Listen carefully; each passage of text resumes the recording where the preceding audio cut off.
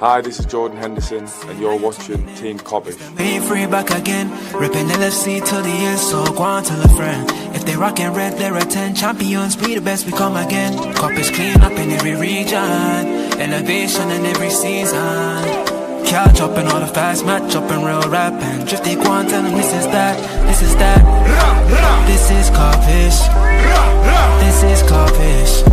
Reppin' Liverpool till the end, champions, we the best, come again. This is that, this is Kop-ish, this is Kop-ish. The main free back up in your screen, real ones know this the place to be. This is Kop-ish. Good morning, lovely people, and welcome back to Team Kopish. As always, please do smash that like button, subscribe if you're new to the channel, but also make sure you follow Jamie and also follow Ram, and make sure you subscribe to their channels as well. We're going to be speaking about the article that James Pearce wrote today and some of the quotes from that. Going to be speaking about the Heisinger situation. Will he or won't he return to Liverpool? A ticket price U-turn from FSG as my owners do the right thing again. Alisson Becker apparently agrees terms with Juventus and loan moves for two potential youngsters. But before we get into all of that, let's have a little word from our sponsors, okjersey.com. This video is sponsored by OK Jersey, rated an impressive 4.5 on Trustpilot, people. And with the World Cup coming up, you are going to want to make sure you grab one of these jerseys. £15 is all you have to spend for these impressive jerseys, and you can rep your country and your flag properly. Make sure you hit the promo code Kopish, Kopish, for a further 8% off. Visit okjersey.com now. Go and grab yourself a shirt. Indeed, make sure you head over to okjersey.com. Ram, Jay, how you guys doing today? Yeah, I'm fresh. Yeah, not bad at all.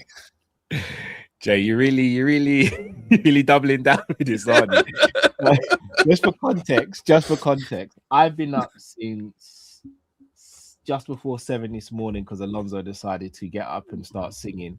And I didn't get to bed last night until maybe just after 2, maybe later than that. And the night before that, I had maybe about 3 hours of sleep. So Jay's saying he's fresh when he's had a full night's sleep, wasn't woken up by the kids this morning, in comparison to me, who has an alarm clock as well as Alonso, is dark, really dark. I got, in fairness, I got 20 minutes ago, guys. So. Sweet. Do you know how many things I've done this morning already? Look, I had a wee and I've had a coffee. I'm been busy as well, man. I literally got up, sorted out the kids for school, did the school run, then dropped Alonso off, got some petrol in the car, did a bit of shopping, come back, put some washing in the machine, and then prep for this show, prep for the Sanderson show, which I'm doing straight after this, and uploaded the members video. So members, you got a video that's out now. So after this one, you can watch that and prep for another show. And then I've got Dan's show at 4, your show at 10, Jay. We've got a preview at 6. What else have I got today? I got something else as well. I got to do another Sanderson show as well. Dark. And then got to prep for stuff for tomorrow. It's dark. And I'm doing that on very little sleep. And I don't even drink coffee or anything like that. So I'm doing this on water and apple juice at the moment. Next time, I will, when I'm asleep, I will remember what you're doing. And, Bruh. and thank you for everything in my dreams. Thank you for being awake, Castle. Basically, Jays, I'm thankful I'm not Cal. Oh, wow. Also, Ram, I don't know if you heard what the street's been saying. A lot of people are loving the new trim, man. I appreciate it, man. A lot of people have also thought because we lost against United, I had to get a haircut and I lost a bet. It's like, just for Caltex people, I had the haircut before the game. It was going to happen. Just out of curiosity, though, because you were growing your hair for quite long, what was the decision? Why change it up? It was going to happen. And I got sick and tired of just waking up with a mouthful of hair in my mouth. So, yeah, that's a pose, man. That's mad. The other way. That's mad, Ram. But when it's your that's own mad, hair, Ram, you can't.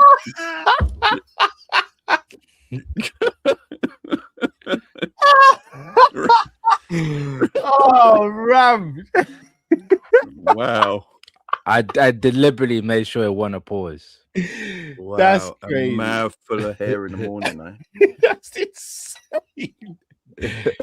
Ram. Okay, that's why you're getting a haircut, bro. That's on the streets. I get it.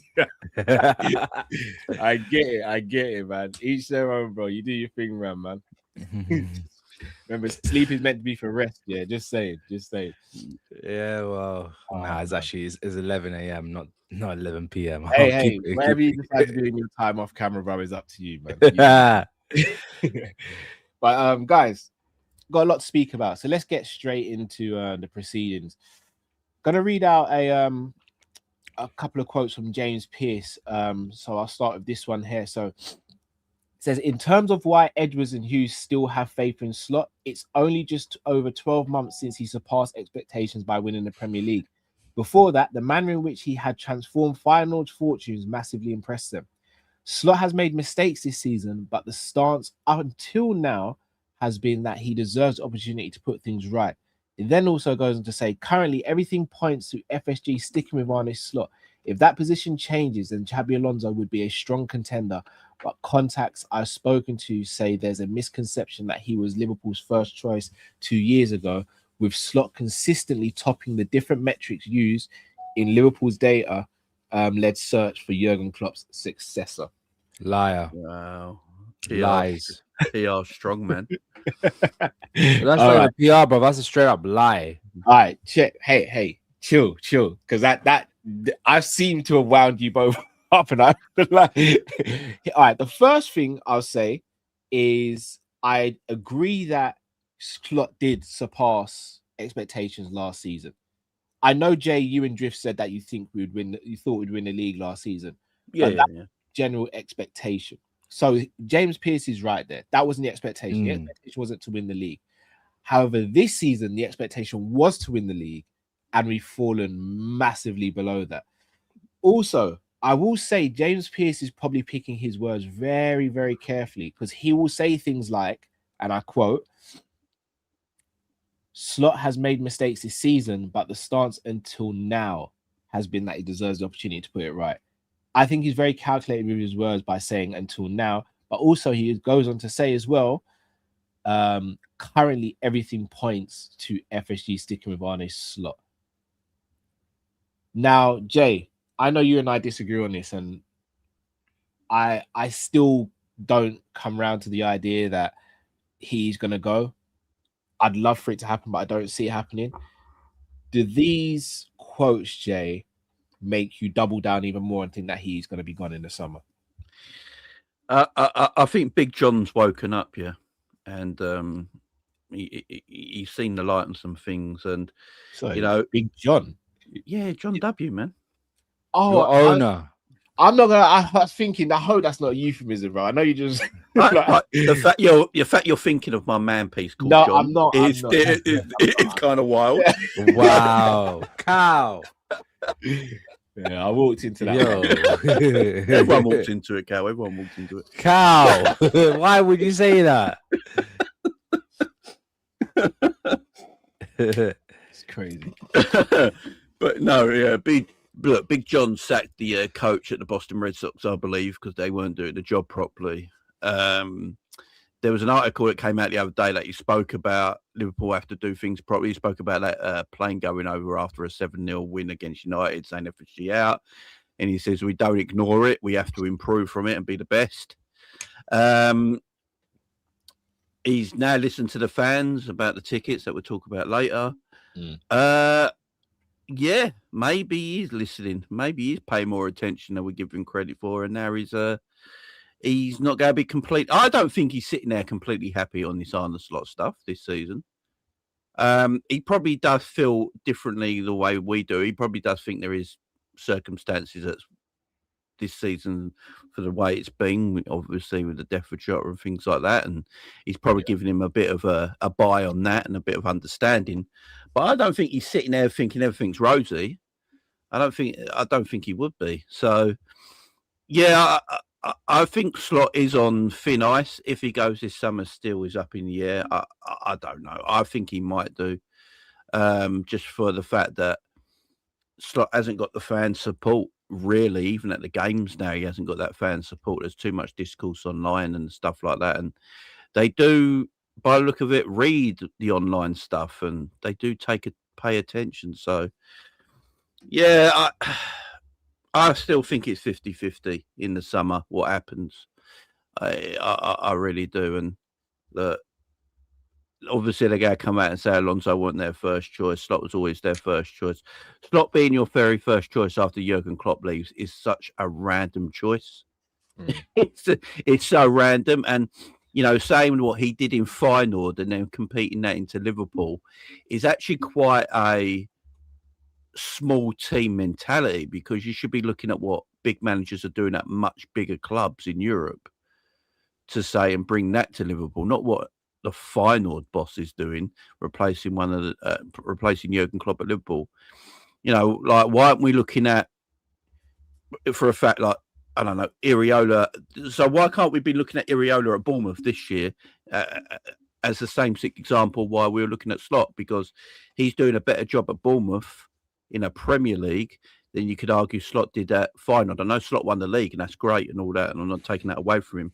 But if we look at the competition at Premier League and what Bournemouth are doing with Iriola, you could argue that, Iriola could be the replacement for Slot because of the job he's doing at Bournemouth. Yeah. So I find all them kind of comments a little bit strange, and I don't believe them at all. So, yeah, but for this summer, I'd still say it's 50-50, Cal, would be fair. Fairs. Ram, when I read out those quotes, the first thing you showed out was liar. Liar. What is it about the quotes that you found deceitful, and why do you find them deceitful? It was the last bit when they was talking about Xabi Alonso, because I know for a fact, if you look at the timeline, because I was very well aware of the timeline of what's going on,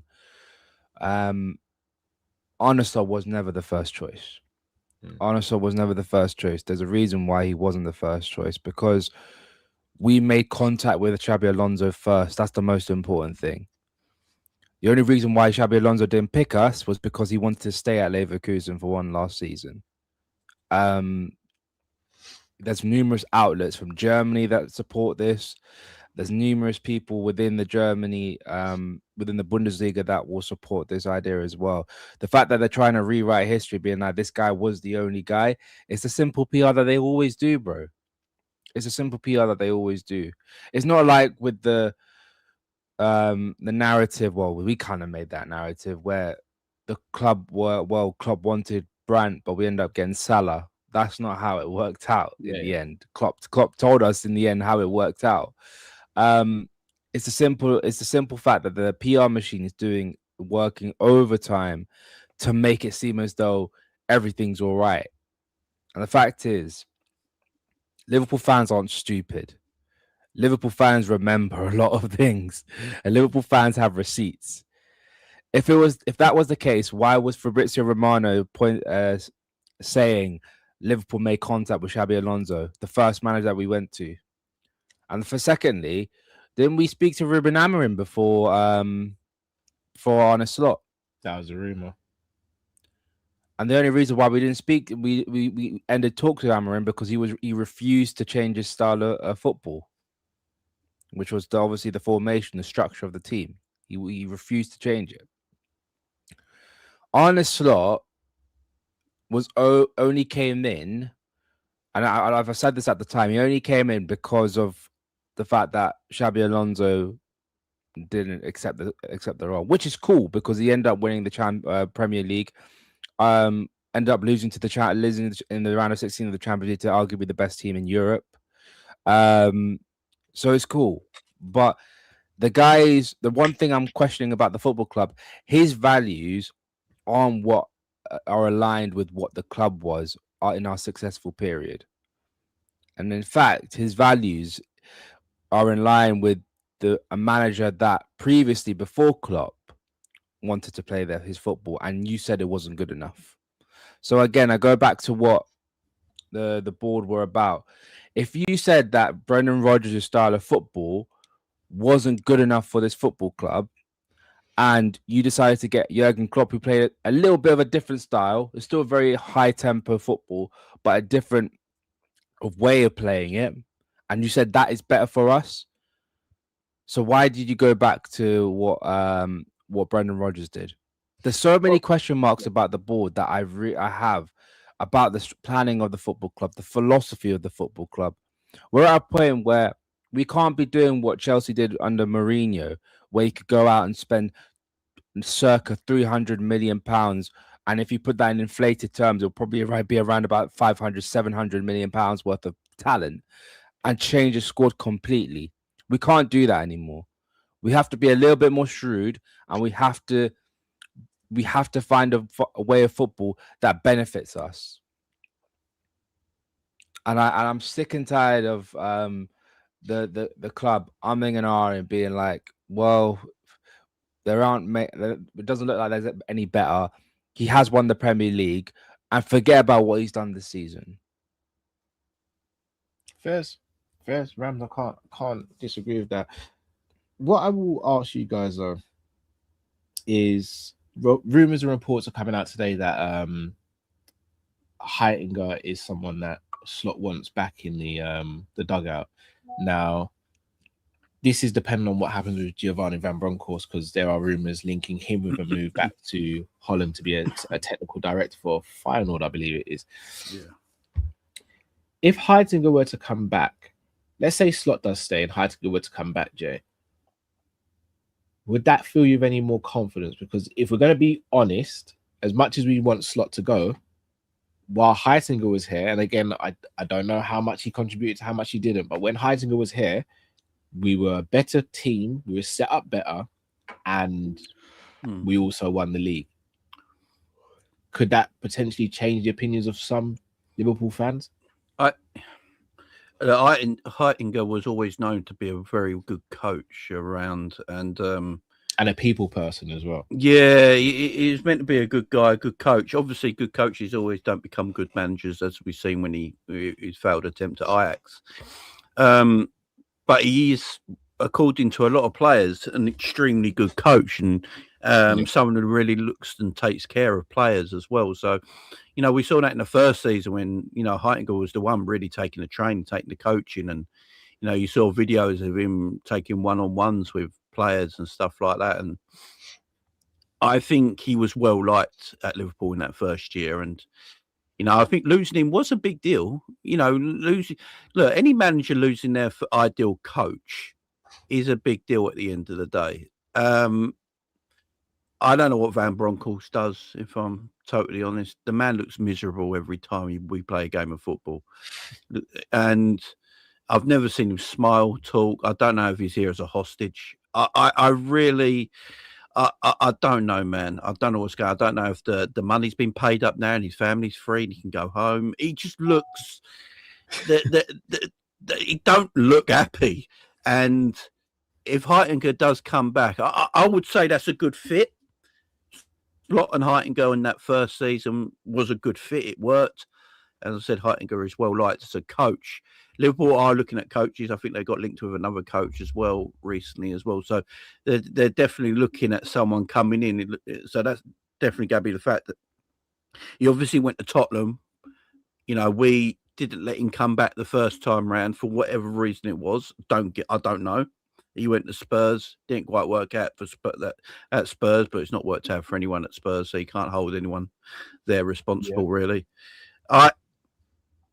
I think Liverpool should bring him back. If you're going to keep Slot, if they want to back Arne Slot, then they got to give everything Arne Slot needs to be successful again. So if that's Heisinger, bring Heisinger back. If it's money, give him money. Whatever it is, if he's your guy, back him in and show the world that he's your guy by bringing his major coach back. So yeah, bring Heisinger back, man. Why not? I liked Heisinger. I got no issue with Heisinger as a coach at all. Shout out to Reconnect to LDN. This is what rival fans are saying. So Reconnect is actually an Arsenal fan. He did the show with us on Tuesday. Myself. Yeah, I watched it. I watched it. So that is Bonsu. The fact that rival fans are saying what I was saying about people like Arteta and Amorim, is that a worry for you in the sense of teams see how weak we are, could that have a knock-on effect in the summer? Do you think players who we might be linked with might look at the situation and go, I see what's happening there, I don't want to be there, especially if Slot stayed? Not quite, because well, there's two parts to that question. I want to answer the first part. When it comes to the manager, rival fans talking about, I really couldn't care less about rival fans, because you have your own opinion about the manager, regardless of anyone speaking about it, right? Yeah. You look at Mikel Arteta at Arsenal. We've been cussing him left, right, and center for the past 4 or 5 seasons because he hasn't done anything for Arsenal. But look at him now; he's now in the Champions League final, and now he looks like he's in pole position to win a Premier League. And the right Arsenal fans are laughing to the hills about it. They're going to be celebrating to the hills as well. And you look at Amram, where people say we want Amram to stay because he was horrible, and he made them horrible. So I don't really care about what they think. It's more or less what the Liverpool fans think about it, how they perceive the football club. When it comes to the second, what was the question that you asked again, Cal? Do you think it could affect summer transfer business? Summer transfers these days? No. The only thing for me that footballers really care about is whether they play in the top competition. So Champions League, the money that they get given. Regardless of the coach, they would join the football club based on the club, based on the trajectory, based on the players that they've got already, and what their ambition is, regardless of the manager. That's how footballers are. I think the coach obviously plays a part in it if they are linked with several clubs, but it's ultimately down to the football club itself and how much work they do in getting the player over the line. Like Jordan says right there, what does Slot say to Wirtz? Because Wirtz was going to Man City, but somehow Wirtz just beeline straight towards Liverpool, bro. Even Bayern as well. The mighty Bayern Munich, who would steal every single player from the Bundesliga. So I'd cut you though, Ram. You're right. You're spot on with what you're saying. By this time last year, Slot could turn around to these players and go, I'm a Premier League winner, done it in my first season when I haven't spent any money, when I haven't put my blueprint on this team. Imagine what I can do with you joining the project, with Frimpong joining the project, Kirkes, etc. I think the project was very easy to sell last time. I'm not taking anything away from Slot, because Bayern Munich is a very easy product to sell, especially to a German international in Wirtz. But I think the project was way easier to sell last summer than it would be this summer, in my opinion. But then the one not to mention, I doubt Slot would have said to Wirtz, you're going to be playing left wing, right wing, 6, 8, 10, and false 9. So, the one thing I would say though, Wirtz is like a footballing family, right? He's from a footballing family, so his family wants to know the ins and outs of football. So it can't be just more than, because anyone could say, "Oh, we won the Premier League, we're going to do it with you." Yeah, it has to be how you're going to get the best out of the player. That would have been what the Wirtz family would have been about. So that sort of process, I'm like, what did you say? What was said? And I feel as though he can easily spin it, being like, yeah, last season was a poor season, but I have shown that I can win a Premier League, and with you guys there being the new god, propelling us forward, we'll be right up there with the likes of Arsenal. We'll be right up there challenging with the likes of PSG for Champions League. Not saying that it's going to happen, but this will be some of the stuff that he will say to the players. So I think it's down to who actually shows the more interest out of everybody, if that makes sense. I'm smiling because we have another guest joining us. Oh, hello. I wonder who it is. Luke Tanner in the building. I don't Hey, think big up Luke. Big up Luke. You're right, everyone. Bro. Yeah, good, bro. Good. But I'll ask you guys another question. I want to hear me out so I can finish the whole question and don't crash out. If Slot were to stay, what does he need from Liverpool to give him a chance of being successful next season? What he needs from like the transfer window, or just like what he'd need to do? No, what does he need from the transfer window? A right back, a centre back, a left back, a DM, and a forward. Yeah, right back, centre back, left back, five players. And probably a goalkeeper as well. 6 players. Probably needs a keeper. What profile of player does he need? Because one of the frustrations we've had is the style of play. Is there an argument to say that his style of play isn't transcending to what he wants because he doesn't have the personnel to accomplish that? Whether we agree or not, is there an argument to say that? Yeah. There's always an argument. Yeah. There's always an argument. Look, Slot wants to play a high possession-based game. You know, like we got told that Slot was like Jurgen Klopp when he first joined, which is the biggest lie of all time, right? That's the biggest lie, the biggest lie of all time. Do you know who he wants to play like? Pep Guardiola. That's what he wants to play like. That's his idol. Pep's his idol, right? That's his managerial idol.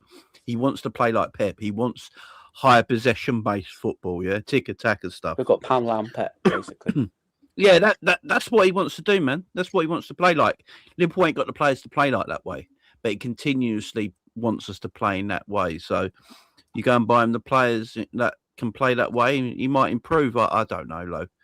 I don't know. Like you said, Cal, I don't know the way he wants to play really does transcend into the Premier League now, because I think the Premier League's changing a little bit. Everything's, football's evolving again differently, and I think Liverpool should play with more pace and move the ball quicker, and not play the slow football. I think we play too slow.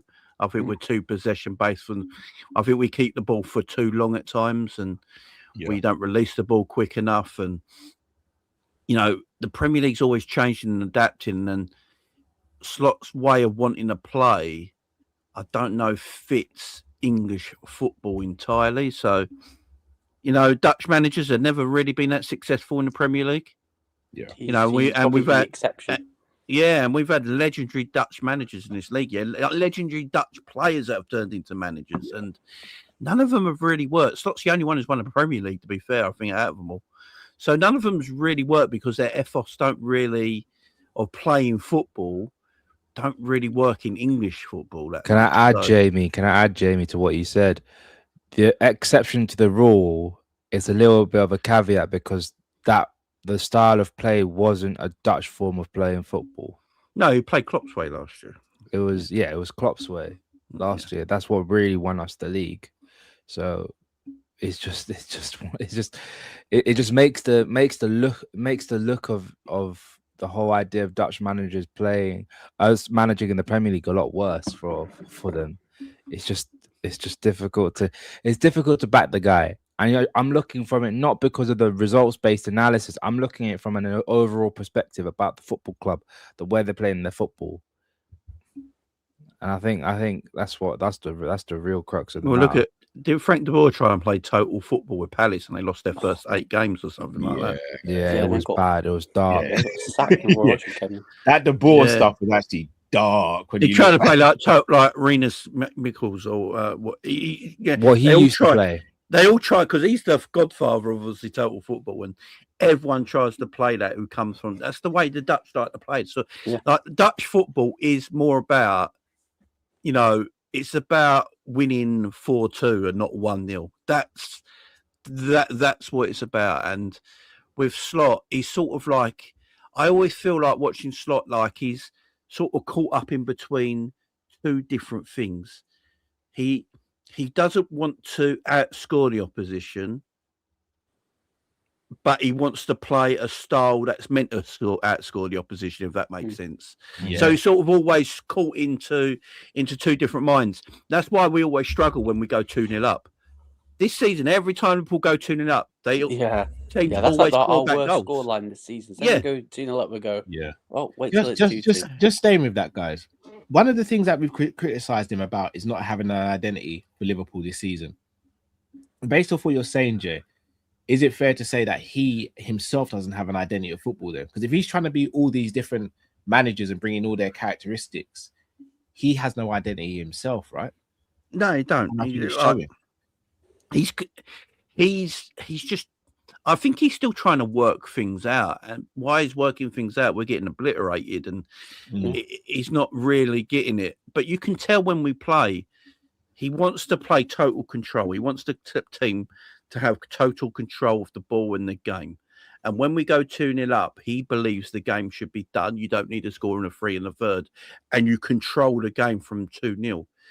But we don't set up in a way after we go 2-0 up to control games, because we sit into a mid. Every game this season, so it's instruction. We go 2-0 up, we sit then into a mid block, don't we? And the opposition start to have more of the ball. It's because we can't press off the ball from midfield. We don't know how to under Arne, and Arne don't know what to do from that position.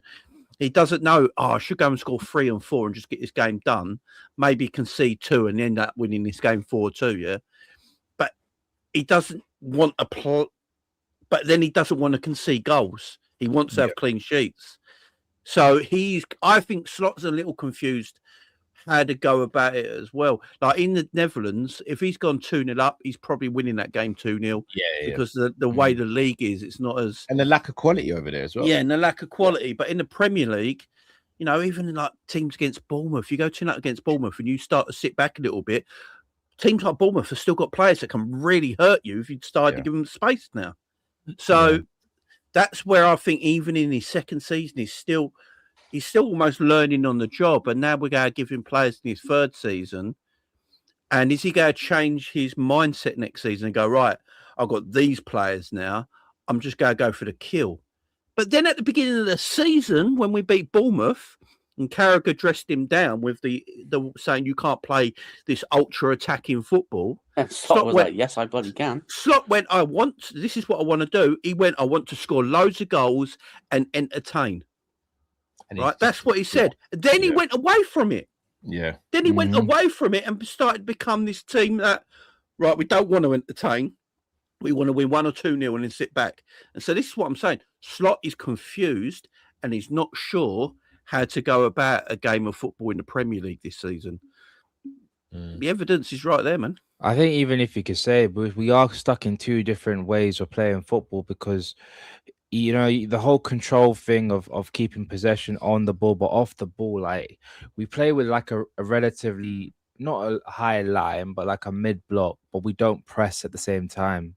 No press. So if you don't press, I said this on Hassam's channel, how come you don't press and you're playing a mid block when you're allowing players like Van Hecker who can spray a ball 40 yards? You got the likes of Senesi who could do that as well.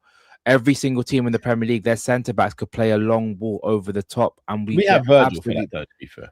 No, but again, Cal, we do this with a mid block, and we don't press. So you're just inviting them to play the balls over the top. How many times does it say one ball is all it takes? One ball is all it takes. It goes over the top, and we're already bypassed. That is literally it. You can't. We're stuck in a scenario where we want to be compact. We want to keep. We want to be marking out zones so that we can cut the passing lanes, but we don't press at the same time. We're stuck in like we're trying to play an Italian way of defending, but also try and play relatively high up the pitch, like what Pep Guardiola does with his formations. We're stuck in 2 different scenarios. It doesn't work like that. You have to pick one thing and you have to stick by it and make it work. And we haven't done that. He's trying to do a little bit of everything, and it's become an absolute mess. But him staying next season makes no sense, because unless the club's going to give him like a new deal, which I got a feeling that they won't, then what's the point of keeping him for next season if you're not going to offer him a contract? What, you're going to spend another 200-300 million, and then if he doesn't do well, just let him walk, and bring another manager in, and they're going to go, well, half these players that you brought in, I don't really want. It's back to square one. I hear what you're saying. I think where that's different though is I think Slot, if he was to start the season well, I think then they could give him a new contract anytime between the start of the season up until March. He's not going to walk mid-season. It's not like we're losing out on transfer money for him like we would with a player. But at the same time, if we're believing that it's a joint decision on which players are brought in, could you not argue then that the next manager coming in, even though not every single player is going to be to their liking, there are going to be a lot of players to their liking because it's not just going to be Slot's idea of what a player is. Slot's probably signed a new contract and we don't know in a way. Oh, that's dark. Would that surprise anyone? That they've just kept it But quiet? then, like, it doesn't make sense. Like with Hughes and Edwards, their contracts are all ending at the end of next season. Are all three of them going to leave together when we have another mediocre season, or like what's going to be the plan then? Like, I still hope he goes. He should go because he deserves to go because we've been shit. Yeah, but I've just got a feeling he's not going to go, even though that he should be sacked. That would be so dark if that happened. That would be so dark. Right, let's move on to the next topic, guys. Ticket prices. So obviously there was the protest and everything that was happening there. So I'm just going to read out from the Liverpool FC supporters board what's come out today. So joint statement from fan representatives on LFC's ticket price. So we welcome the decision that Liverpool will no longer proceed with its previously announced 3-year ticket pricing model. Following support protests at a locked-in multi-year deal and conversation with supporters boards over the past few days, the club has pledged a new proposal that will allow us to examine thoroughly long-term solutions surrounding fan affordability and access.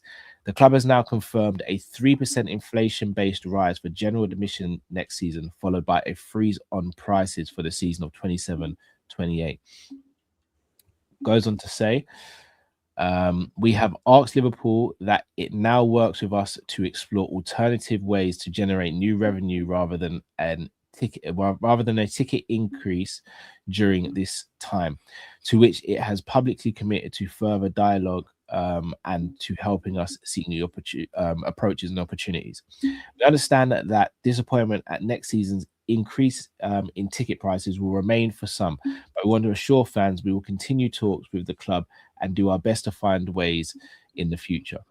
We might not have halted immediate increases, but we have stopped 3 consecutive increases. Our matchday culture has also been top of recent agenda, and again, Spirit of Shankly, Spy on Kop, 1906, and all groups of the supporters board will work to protect this. We would like to thank those at the Liverpool Football Club who have listened to us and engaged with us. Not all club hierarchies would have done the same. We now look forward to working with them to find future structure paths that benefit all. We also want to thank you for backing us, for helping with handing out leaflets, for protesting and making sure our voices were heard. We could not have reached this point without you. Yeah. First, guys, how do you feel about that? Look, what it does show is that when Liverpool fans decide to protest something, our club do listen. Which look, hate the owners, like the owners, what anyone wants to think about them. At least they listen. At least they listen. Yeah, and they listen, right? They bring in the Spirit of Shankly and Spoiling of the Kop and stuff like that into AGMs, and they listen to what they have to say and they pay attention. So, yeah, look, as I said, like them or hate them, at the end of the day, they sat there, they listened, they talked, they negotiated, they came up with ideas. That is something I do rate the owners about. I give them credit for that. You know, it's a good thing at the end of the day. Tickets are becoming too expensive. It's coming very commercialized now. Is football, like a lot of sports in the world now. It's just not football. A lot of sports, everything you really like. You know, me and Cal and Luke do the UFC and all that, and the boxing. Look how commercialized that's becoming as well. Everything is becoming so commercialized now that, you know, everything's getting too expensive for the average working person in this country to go and watch.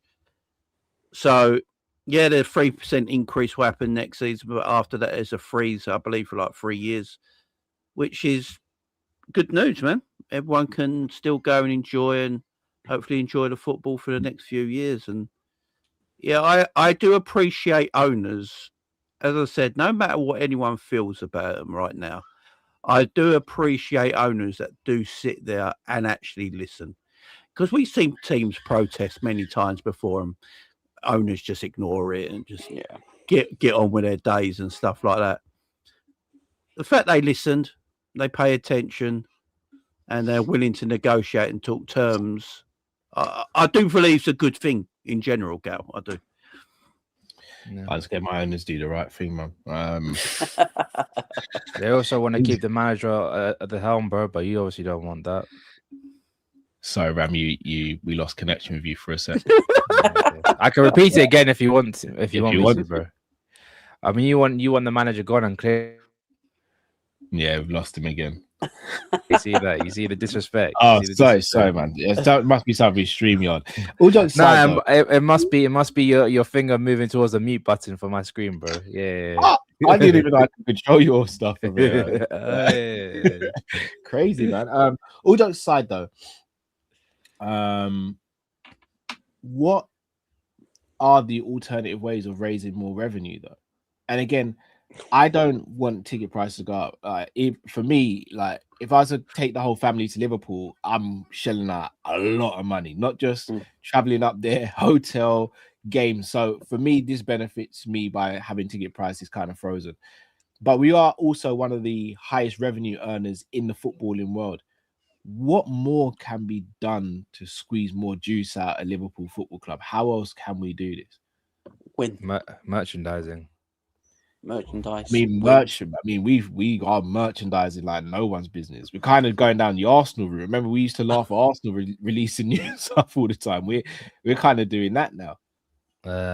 Marketing, sponsorship deals, everything, bro. Winning. There's winning. Winners of shout, yeah. The old school way of making money, bro, is winning.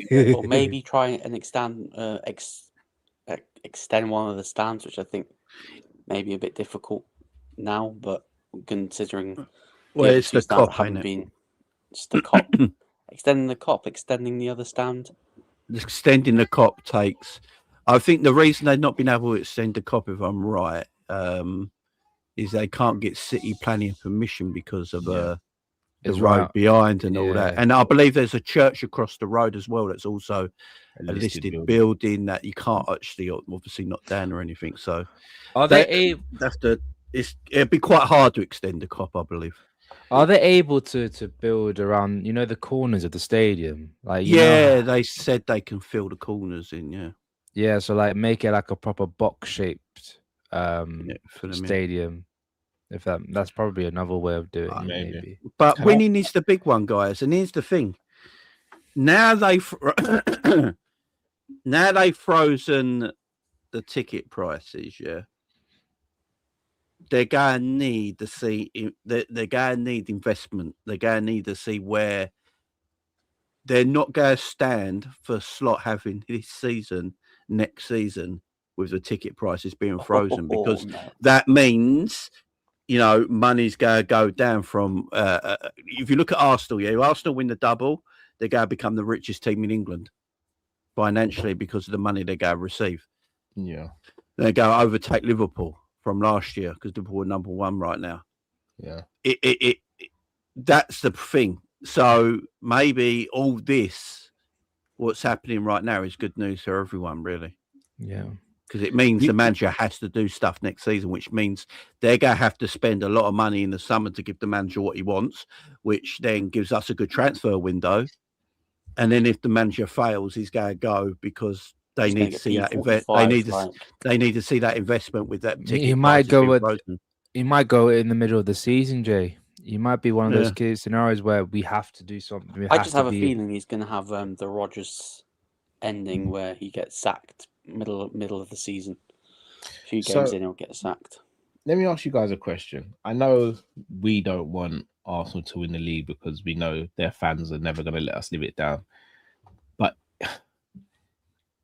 for trying to find some sort of light in this situation, might be the best thing that happened to Liverpool. I was going to say, could you not argue that if Arsenal win the league, given that their model is probably the most similar to ours, does that give the club a kick up the backside and go, well, City win it, everyone's just going to go 130 odd charges.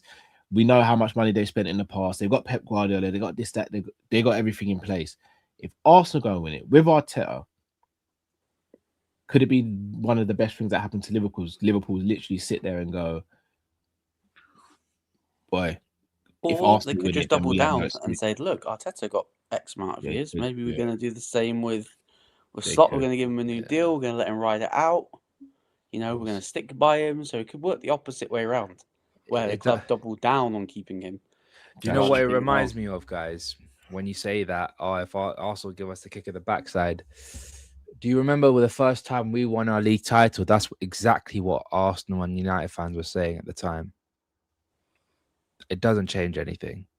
Because again, if you believe in if you believe it strongly on how a football club should be run, how you do things, then it don't matter what anyone else does. That's how I've seen it. If you truly believe that your way is the best way of winning, you do what you do.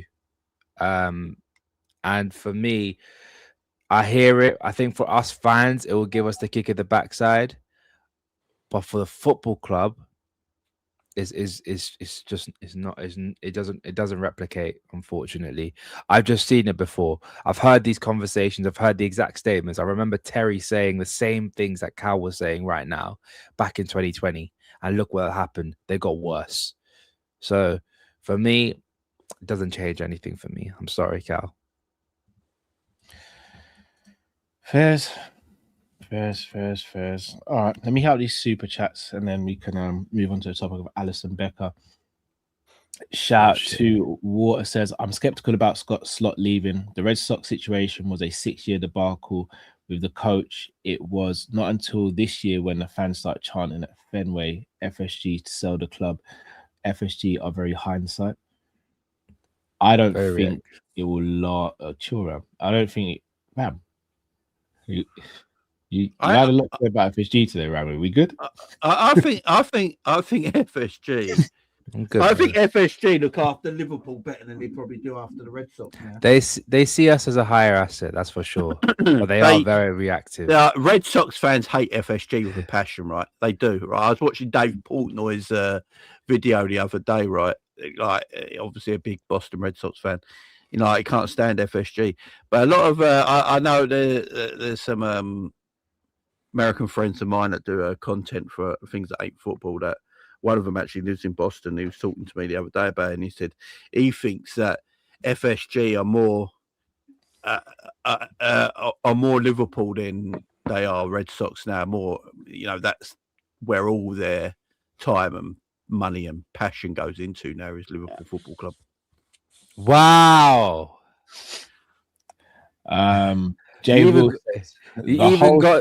even got the banner underneath, bro. Once again, StreamYard does some random things sometimes. I don't know, man. I don't know. I've just seen that now. I know StreamYard does some really random things sometimes. I didn't even criticize him that much. Hey, again, maybe it's Matt or Drift in the background controlling things. I highly doubt it'll be Matt or Drift. Yes, Jay Will says the whole Slot first choice waffle is to cover their ass in case of getting Xabi Alonso in, so they don't look weak, or his second choice.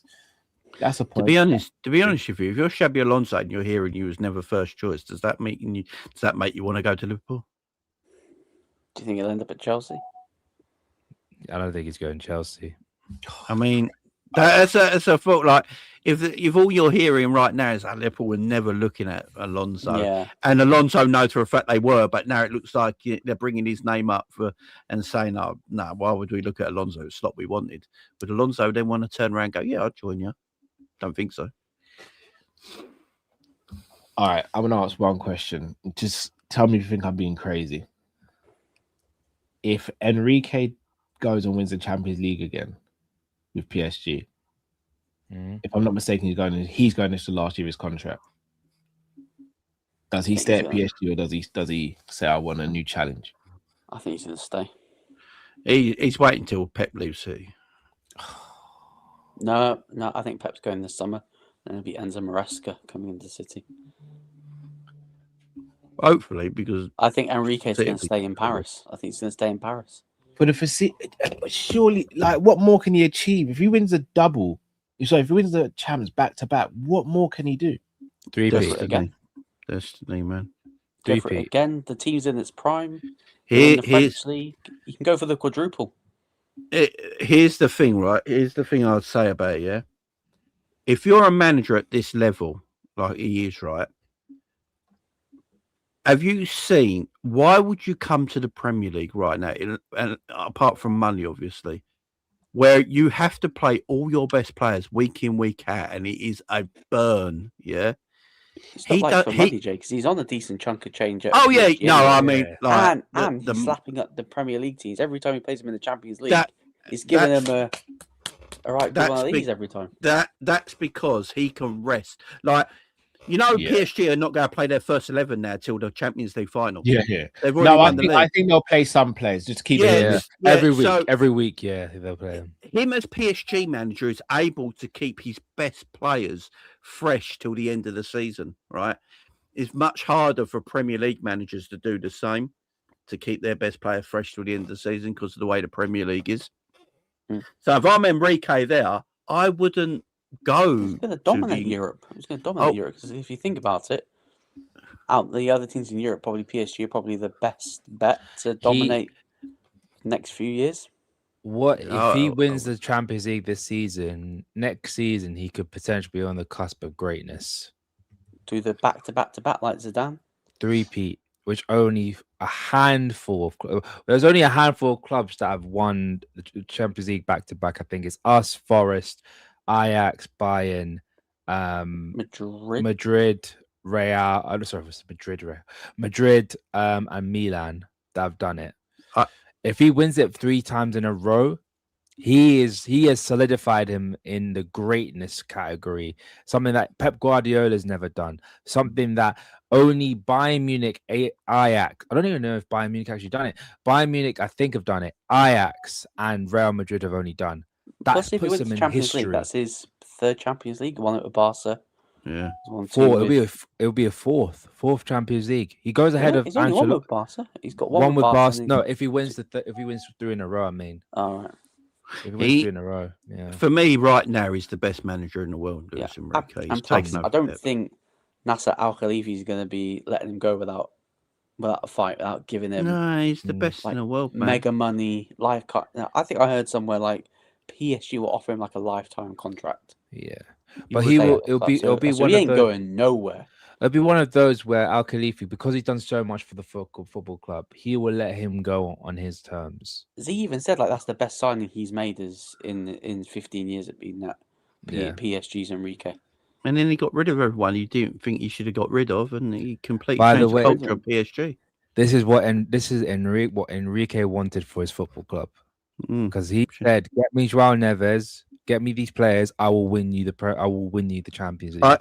I think the only club he goes to, if he's going to leave PSG, actually, he's probably Real Madrid. I don't see. He can't do that. He's a Barca man. He played for Real Madrid. He played for Real Madrid. Yeah. He was a Madrid boy before he went to Barca. Yeah, played for Real Madrid. But I would say though, Jay, I don't think he would do well at Madrid because of the way they're run. Remember the way that PSG were run prior to him getting full control. I don't think he would like it.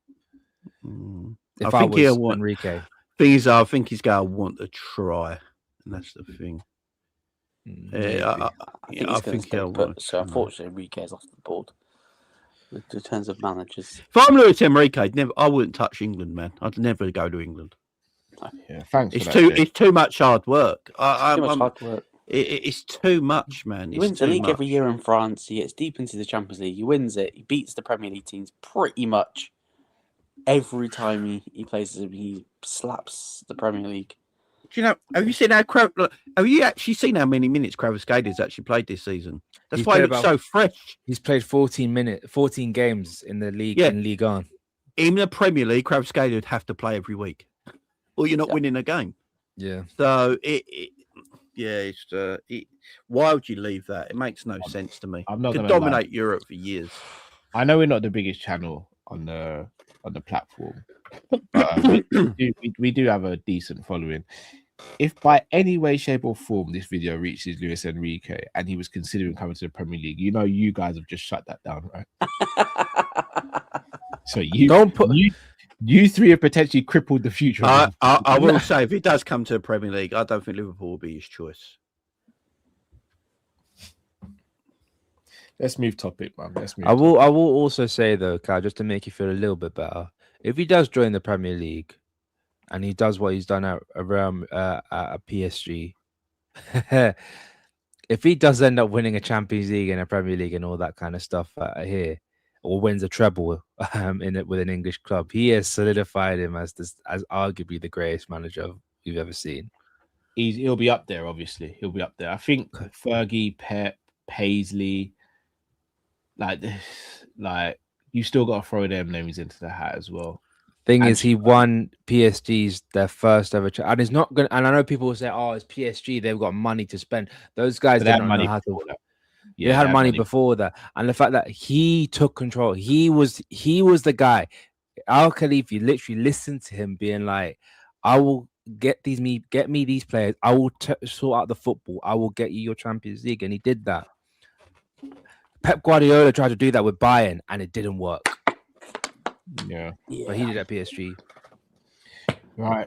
One player who has enjoyed a lot of success at Liverpool Football Club is Alisson Becker. However, rumours have come out today that he's agreed a deal in principle with Juventus, and it's just for the clubs to discuss now. In isolation, losing Allison is bad, obviously, because he's a great goalkeeper. But obviously, all great things come to an end. We're seeing that with Salah this summer as well. But given that we're losing Salah, losing Robbo, potentially losing Jones, and now potentially losing Allison, are we getting rid of too many of the old guard, so to speak, at once? Or is it better to just sometimes rip the Band-Aid off and make this change? Luke, what's your thoughts? I know you're a big Allison fan as well, so what's your thoughts on this? Oh, I don't really agree with like ripping out the whole leadership group at once, considering that when you look at the players that are going to be left, I don't really see any of them as like that next set of leaders to sort of take the club forward. So I'm gutted Alisson's going, man. Like, he was my favourite player as a keeper myself. He was my favourite player, and I'm gutted that he's going to most likely be leaving at the end of the season. I still think that he should have probably go when his contract expires, but look, I completely understand why he's going. He probably wants to I wouldn't say play in like a less intense league, because his hamstrings are made of cheese. So I'm gutted he's going, man. I'm gutted. But yeah, I do think it's a bit of a mistake to sort of get rid of the leadership group all at once. And like, to be honest, if things would have worked out better this season, I don't think you'd be seeing some of these players going. Like, I don't think you'd see Jones going. I don't think you'd see Salah going if the season hasn't gone as badly as it has been, and if there hadn't been any falling outs with the manager. I don't think you'd be seeing a few of them leave. I think they would have gone next season, or even in Jones's case, signed a new deal. Fairs, Jay, Alisson Becker, not necessarily been at his best this season. Obviously been unavailable quite a lot over the last couple of years. Is now the right time to potentially look at moving Alisson on, or given everything else that's going on, do you think it could be the biggest mistake of the summer for Liverpool potentially?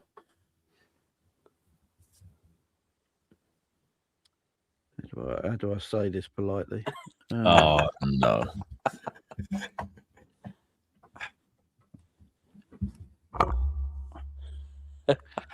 Look, let's be fair here, yeah. Allison was an elite level unicorn of a goalkeeper, the same way as Neuer was and stuff like that, yeah. Yeah.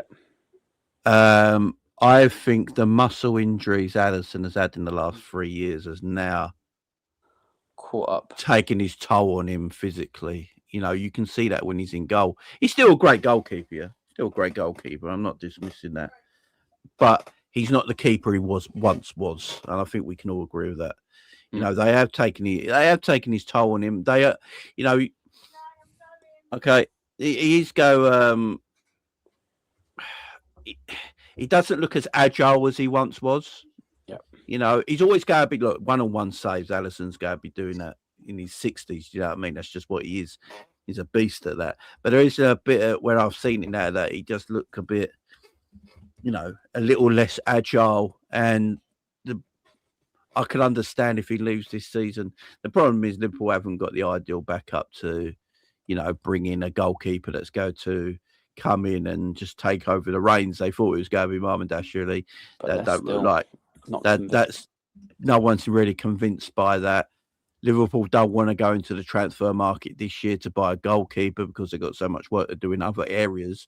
And Mamardashvili was meant to be brought in to take the reins of Alisson Becker when he left. So I actually think because of that, they got to do everything in their power to keep Allison for one more year and just let him leave on a free the following year, because I think they've realised. I don't think the club are completely 100% set on Mamardashvili. I don't think Slot is 100% convinced. I'm not convinced either. On Mamardashvili either. So I think because of that, they're going to keep Ali for a year. They're going to convince him to stay one more year. Ali's still better at Mamardashvili now, even with Ali being a little bit more limited than he used to be. So for me, keep Allison for a year and then do what you need to do in the transfer market this year. And then next summer, look for that Alisson Becker replacement, whoever it is, go into the market and get your Alisson Becker replacement. As the banner states there, Jay, what have I done to you on a personal level? I just thought what I said was really nice. To be fair, yeah, like he said, something that's really Keep nice. it for a year. No, it was Keep it for a year. With some of Alisson's performances, like the footwork, some of the goals that he's let in, you sort of gone, is the agileness still there? But like I do agree with Jay. Like we should try and get him to stay. He's still better than Mamardashvili even now. Yeah. Mamardashvili still hasn't been that convincing. Has he been terrible? No, he hasn't been terrible. But there's just been some instances, some of the goals that he's conceded that have gone a bit, and plus his presence in the box with the cross collecting and stuff like that looks very, very shaky. Very shaky. So I sort of understand why the club aren't convinced of him.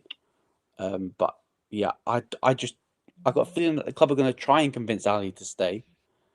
But then I can also see the club sort of letting him go as well. Sort of not standing in his way. If he wants to go, then the club are like, if you don't want to be here, then we can let you go. So if he says he doesn't want to be here, then I think he'll go.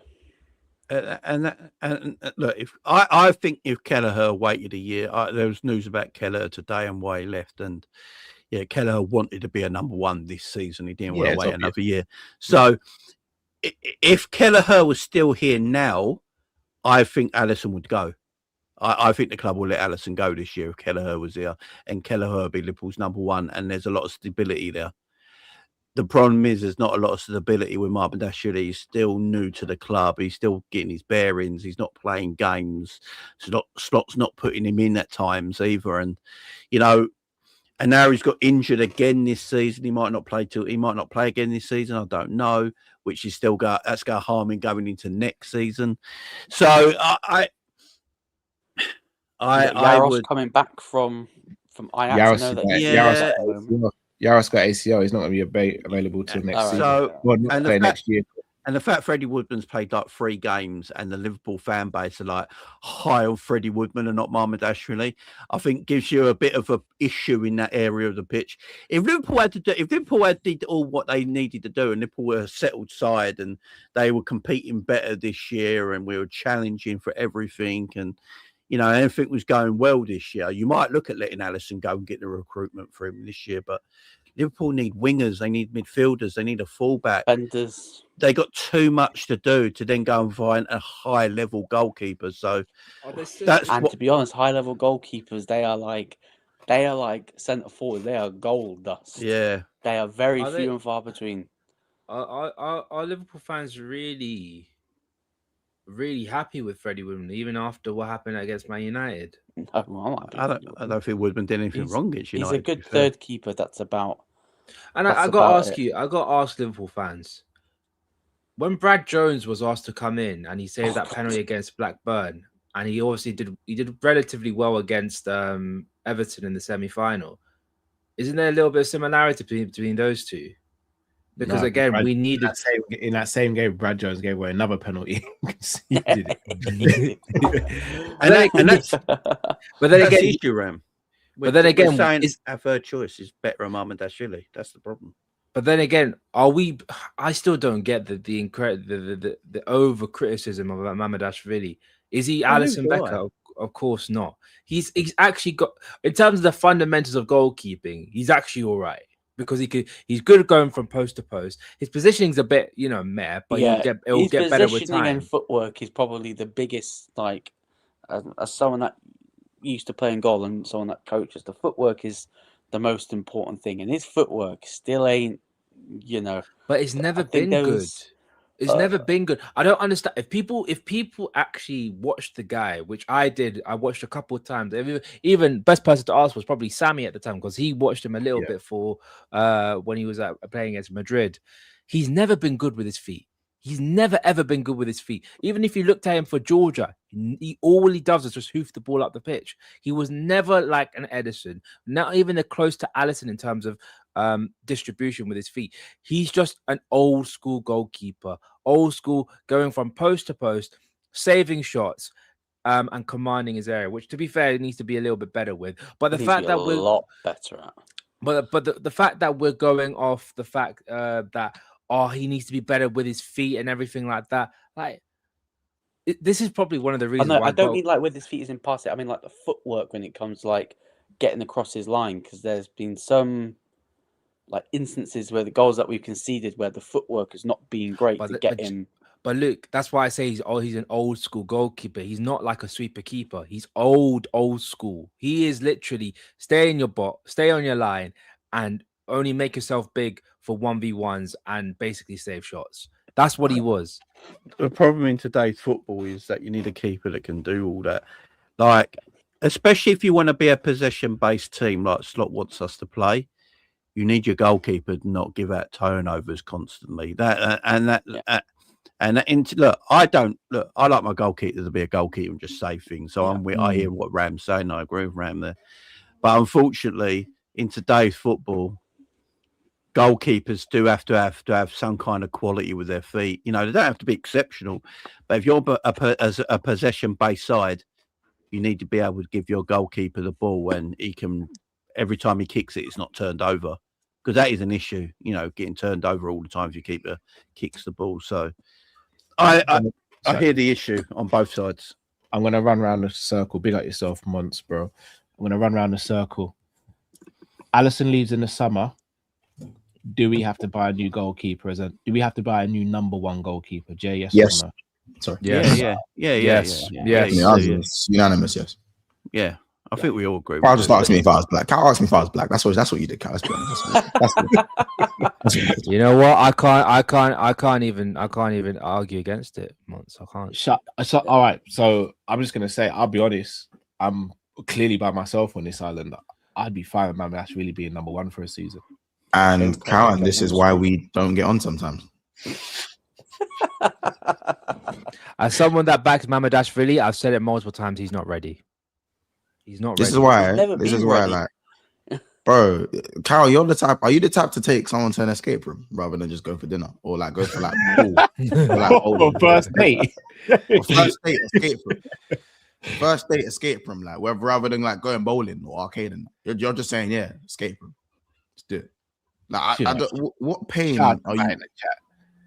Donnarumma is basic with goal kicks. I'm telling you, Mama has the fundamentals. Exactly. Mamardashvili is not even close to Donnarumma's shot stopping skills. So where did we?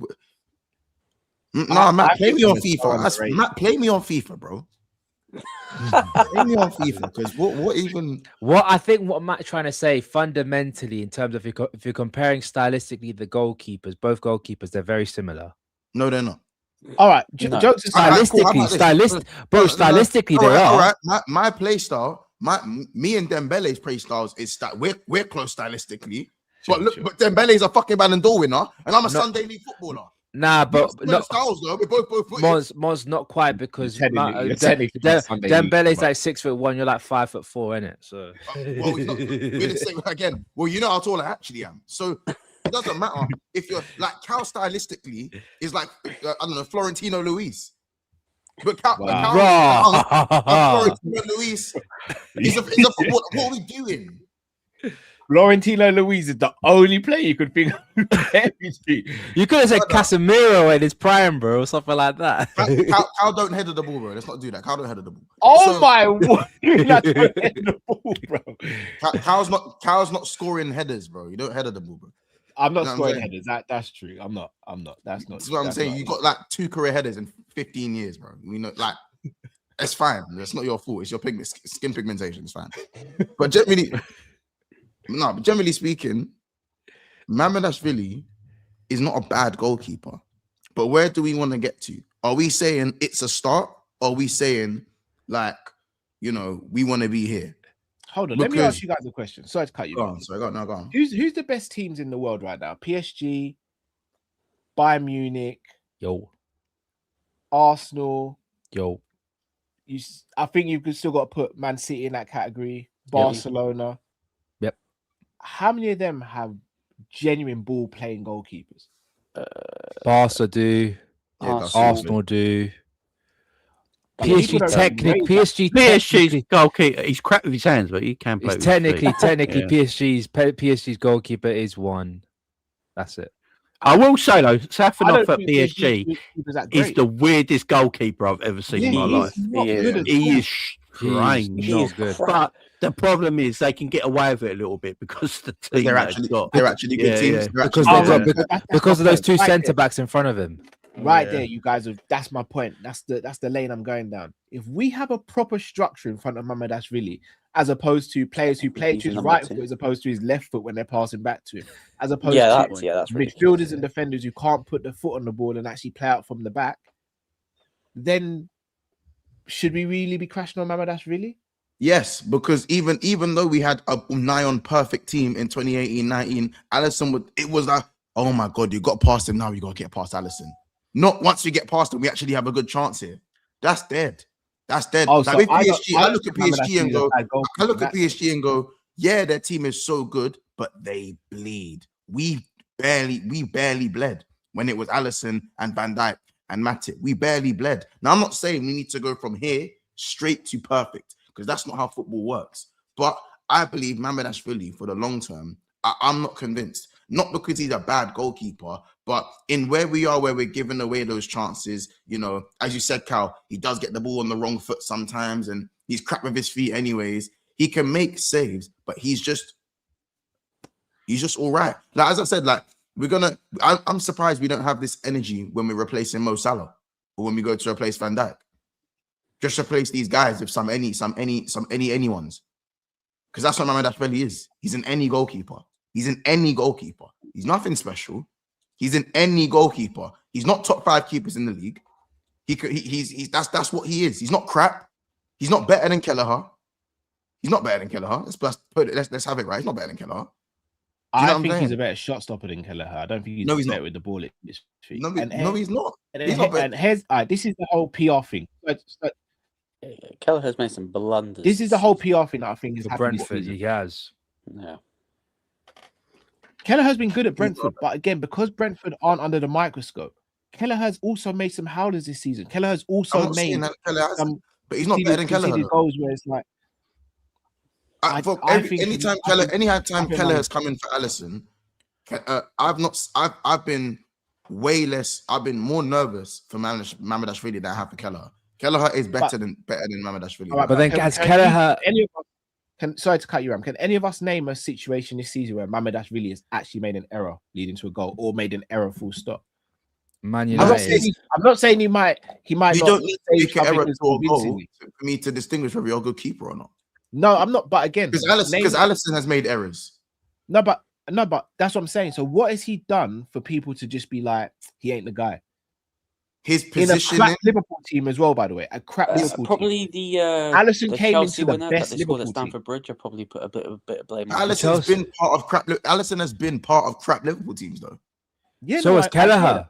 So is Kelleher, and Kelleher hasn't looked that good at goal as well when they have crap defenses. You man do the pain. But I think people forget. People forget like Brentford because I live literally not 5 minutes. I made a flurry of saves against United. And 50. I literally live 50 minutes away from Brentford, and people still say Kelleher still makes mistakes, but because he does some good stuff as well, we're all right with it. And because we're Brentford, no one really talks about it. No, but Allison makes mistakes. Alisson's made more mistakes than Mamardashvili. Well, Alisson's played more games than Mamardashvili, so it's gonna happen. Well, no, brother, Mamardashvili's had enough game time. He's had enough game time. It shouldn't just be based on just mistakes. Right. You know what I'm saying? So this is just off this season again. It's skewed because of. So we've only won one game with Mamardashvili in goal. In fact, we've won no games with him in goal. Not his fault though. So obviously, goals conceded is not going to be Mamardashvili's fault or Alisson's fault because Alisson plays more. Shot stopping, there's an argument to say Mamardashvili's been better with shot stopping. Save percentage is there as well. Like above expectations, saves Alisson, and I think that is where the difference is. And I think this is where Mamardashvili is getting criticised. Allison is performing above and beyond what is normal. So we effectively have, in my opinion, top 2 goalkeeper in world football. Excuse me? Just because we don't have number 1 or number 2, or Mamardashvili isn't number 1 or number 2, I don't think it makes him a keeper that's not able to sustain us at a level or keep us in the title challenge. And you know what? Man United situation is the exact flipped scenario. Because they had Onana, they're like, San Lamens looks incredible. Lamens is better than Mamardashvili. Yeah, I'd agree. Lamens is right now. I actually really at this moment, I can't argue. I rate Lamens quite highly, though. To be fair, but the difference is of Lamens shot stopping compared to Mamardashvili. There's probably not a massive difference in their shot stopping. There's probably not a massive difference. But he's good with his feet. But again, Mamardashvili invites pressure. Teams can just set up to make sure that he is getting the ball rather than Van Dijk getting the ball. You know, teams can just set up and do that, right? So why is it that Man City are fine? His kicking isn't just bad; it's diabolical. Now, I'm not talking about his short passing. When he has to ping the ball, it is bad. It is very bad from what I've seen. So that's fine. I know what I see. I know he's not good. He's not good with his feet, with the ball, the feet, and his what Lamens is better than him at is marshalling his box. And because you man have seen a flurry of saves, bro. Yes, Galani used to make flurries of saves. Mignolet made flurry of saves. Mamardashvili isn't like miles away from like a Mignolet for me. It's just that we haven't had him long enough in goal for him to see mistakes. That's my crazy. Like, that's your age. When he gets peppered, he's gonna look a bit better. But realistically, when we want to move to the next level. When you have a goalkeeper, you want to have a goalkeeper that has the concentration and only needs to make 1 to 2 saves. 1 to 2 saves a game. I don't trust Mamardashvili to do that. Sorry. Has he shown it? Has he shown it, Mont? He has, because you can't argue. What has he shown? What has he shown? When he only has to make 1 save or 2 saves a game, he's not making those saves, bro. Now, as I said, Aston Villa, for example. No. Oh, he has been making those saves. And sometimes if you can see the goal, you just can't save it. Some shots are just not. I didn't say he has to save every goal, bro. Remember when Morgan Rogers cut inside and put the bottom bins into the bottom corner, and Mamardashvili saved it in the first 5 minutes. Yes, that's one of those saves. I didn't say he hasn't got any shot stopping skills. He's fine. Like his shot stopping skills are fine. They're not like bad, but they're not over. I'm not going, oh my god, we got a serious goalkeeper here. I don't think he's good enough. He ain't good enough. For where they want to go, he's good enough to be in the team. Even the club agree because they're still not convinced that he's going to be the one that they're going to exactly. To. Why do you think they want to keep Alisson for an extra year? Like because Alisson is the absolute best. That's he's not the best right now. He's not the best right now because he's regressed as well. Like, Jamie's right. He's regressed as well. Yeah, but because hold on, wait. Who's better than Alisson in the Prem then? Right now, Raya's better than him right now. Right now. And that's a definition of a camera save merchant right there. Right now. Even Raya, right now doesn't mean he's better overall. No, but right now Ray is better than him. Why are we doing this to ourselves? Raya's had a better season. Raya's had a couple of better. Like Raya's been. No, he hasn't. Alisson was barely playing last year as well. Keller played until like October. Do you know what? Do you know what the funny thing is? Arsenal fans were saying until that PSG game. Yeah, no, when they were saying it, and then they shut, and then they no, but they were premature with it. But I'm just saying, they shut. Everyone shut their mouth when they saw PSG. I still believe Alisson is the best keeper in the world, but Raya has been better. Just like how Lemens has been better than Mamardashvili, but we don't really know if Lemens is actually better than him because Mamardashvili does have that. You know, when he was at Georgia, he had that international campaign that was unbelievable. You know, he had a lot of. She was being peppered at Valencia, so he's got like a bit of a better backlog than Lemens. But this season, yes, the front line, the back line matters when it comes to goalkeepers. It's very difficult to judge them on their own because of obviously there's other factors that come into being a goalkeeper. However, when Liverpool have needed saving, I don't think Allison or Mamardashvili have really done enough this season anyway. It's not entirely their fault, and they're more exposed because of the back line. But at the end of the day, I'm not going to sit there and say either of them have been better than what I've seen against for Arsenal, especially recently when Arsenal's defense has been mad shaky. Especially, you know what I'm saying? But when things are going well, people play better. So I'll give that. I'll admit that. Like when your team is playing well, you are going to make maybe the extra save, or you know the spirits are going to be a bit higher or whatnot, as opposed to Liverpool where pretty much no one looks like they even want to play anymore, and we don't even celebrate when we score goals. We scored the equalizer against Manchester United at Old Trafford, and man just ran back to the halfway line, as opposed to knee sliding to the crowd, putting your middle finger up or something like that. Well, not the middle finger up, but you know what I'm saying? Imagine scoring the equalizer at Old Trafford after being 2-0 down and just trotting back to the halfway line like it's nothing. No passion, no guile, no nothing. So maybe it's a thing where the players are just fed up and they don't want to play, and it's just that they have to kind of just get through the last 3 games and see what happens in the summer, which is another argument. But from what I'm seeing, for me, the goalkeeper situation is not a good one, and I understand why the owners are trying to keep Allison for 1 more year. For me, do you know what I'm saying? I know, Matt, I didn't bring up Konate. It's fine. I didn't know we were speaking about Konate. I thought we were speaking about Dashvili. That's why I wanted to enter the chat. Yeah, you're I literally just got in now because here's the thing. Yeah, I've heard what everyone said about Dashvili. Yeah, big up the chat, big up you guys as well, each and every time. It's weird because it's not like Dashvili's had a whole season where we can sit there and go, we know what he is. We've only seen like a small sample size. I agree with Mons, and I've said this to you, Carl, many of times. The one fundamental thing that I don't like is his goal kicking. Do you remember when I said, Carl, like the way he kicks the ball is loopy, like the trajectory of the ball? It's like he doesn't really know how to put his actual foot through the ball, right? But other than that, yeah, I think he's got players are making runs. Who did he against Man City in the FA Cup? Pinged it to Salah, put Salah through, and Salah missed. So he has got it in his locker, but we ain't got no runners either. No, I understand that, but I agree with Mons. I promise you, one of them's going through. One thing I'll say is it is kind of fundamental, and that's one thing that you hope that he can improve, because everything else I think is there. Like he can, if you watched it, because I watched a lot of him at Valencia, bro.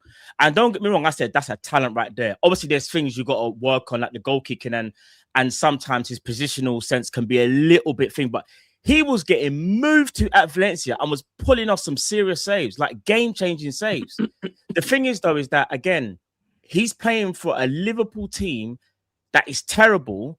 We're giving away so many chances, and he's almost expected to bail us out the same way how Allison would, except for Allison is way more experienced and has way more about him playing longer in the game. Mamardashvili needs time. I just think at least give him 1 more year before we sort of say he's done. Because I don't even understand the Woodman stuff. Like, bro, I know Woodman's had like a decent game, but people are going overboard with Woodman. I'm like, what? Agreed. Remind me of Brad this Jones. is what our fan base does, Mons. Sometimes we get a bit too polarizing. Like we go either there or there, and I just feel like it's because you won a game with Woodman and not one with Mamardashvili. Yeah, like bro, and Mons, I actually agree with your stance in terms of, like I said, yeah, his deficiencies, but I don't think those deficiencies are to the point where I think we have to get rid of him. All I'm saying is give him 1 more year and see if he's about it. If he's not, then we say none of us said to get rid of him. None of us said to get rid of him. But sorry. Yeah, but saying like, you know what? I'm gonna settle down with this one. That's what he's on. That's what he's on. That's what he's on. Yeah, you know what? No, I'm saying give it time. No, He's but a do you know what talent, the, give do you it know what time. the, but do you know what everyone's saying? Because I think we are all of the conclusion that we want to keep him. Then Alisson should stay, because if you're telling me that we can't guarantee him playing 38 games in a season, probably play around about 20 or 25. Perfect opportunity for Mamardashvili to come in and show what he's about. But is it though, Ram? Because him not having consistency of playing time is difficult for a goalkeeper as well. Yeah, He's but not we the all, worst, but no, I but mean. everyone says in the fan base, Allison can't stay fit. He's always out for about 10 to 12 games. The perfect time for Mamardashvili to be like, this is your opportunity. You take it or you don't take it, bro. Does the manager rate Mamardashvili? Because do you remember the FA Cup game when we was all confused why Mama weren't playing and Allison was? I I didn't like So that. does he rate him? And that's the issue. Does the manager rate Mamardashvili like that? But our manager's talent. So let's cut you, Jay, just quickly. Our manager, we can't. This is the thing, yeah. This is another thing as well, yeah. We've been sitting here for months saying that we want this coach gone. We don't know we know who we trust now. And for me, he's put the trust in wrong people. For example, I don't think Chiesa would have done much this season, but I will say this though: Chiesa at the start of the season, when he had confidence, looked way better than the Chiesa who looks like he doesn't even know how to play football. Rio Engamon is another one. Rio gets a winner against Newcastle, gets dropped for months. Doesn't even see no game time. Then gets told, for a player of your age, you play enough minutes. Like we can't trust him. So that's why when you say, does the manager rate him? He probably doesn't. He doesn't rate a lot of the players. Like the guy, imagine this as well. Last thing I'll say. We have a right back or right wing back or whatever you call him. We can all laugh at him, whatever. But I still think he's a decent utility player. He's decent, right? But why would you put a utility player who's a right wing back at right wing, then put a centre mid at right back? And then we're going to start asking about whether the manager believes in some of these players. But the manager hasn't got a clue what he's doing. He's just trying stuff. He's just trying things. What I say, Cal? Through the lens of Chiesa, he's had to watch Gakpo play right wing ahead of him. He's had to watch Frimpong play right wing ahead of him. He's had to watch Szoboszlai play right wing ahead of him. And also earlier on, even though he was injured at this time, he had to go and watch. No, I think he was fit as well. He's even seen Wirtz go right mid over 4-4-2. Yeah, and a bad Salah this season as well. Bro, months. He's even seen Florian Wirtz play as a striker, bro. As a striker, bro. You've seen Florian Wirtz play as a striker. The false nine thing. Yeah. This is what I'm saying, bro. It's mental. And then you look at what's his name? Calvin Ramsey, bro. Man played one game, then just got sent to the gulag forever. Never seen him ever again. We don't even know. And then proceeded to say in the press, "Oh well, when players get injured, all the other ones become suddenly the best players in the team."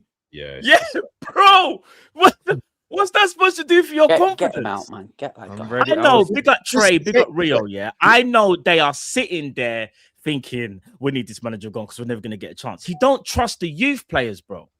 Perfect segue, Matt. Because the last topic, jarring reports have come out today that Jayden Danns and Bashek the manager wanted to integrate them into the team and the squad. No, he didn't. That's a lie, fam. I didn't write the article, man. It's not me. Bro. No, but don't say convincingly like you think it's facts. No, I'm just say the manager's lying, and this is what he's had to say. Just say it like See, that. do you know what this is what we're missing from Monts, Cal? no, look at Monts. Monts is doing one of these. Cal, you always do this, bro, man. I'm just reporting the news. Bro, I told you, Cal has to go escape rooms on the first date, bro. I'm telling you. Let me get something straight. I was on this pain, he's on this G-force to the pain. Bajcetic hasn't played for Liverpool for 3 years.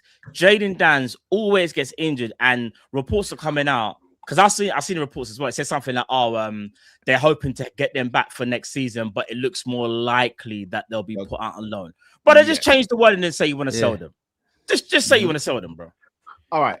So I'm gonna ask, given the situation for Ekitike, more so Jayden Danns, because I don't think we're gonna go and buy another striker.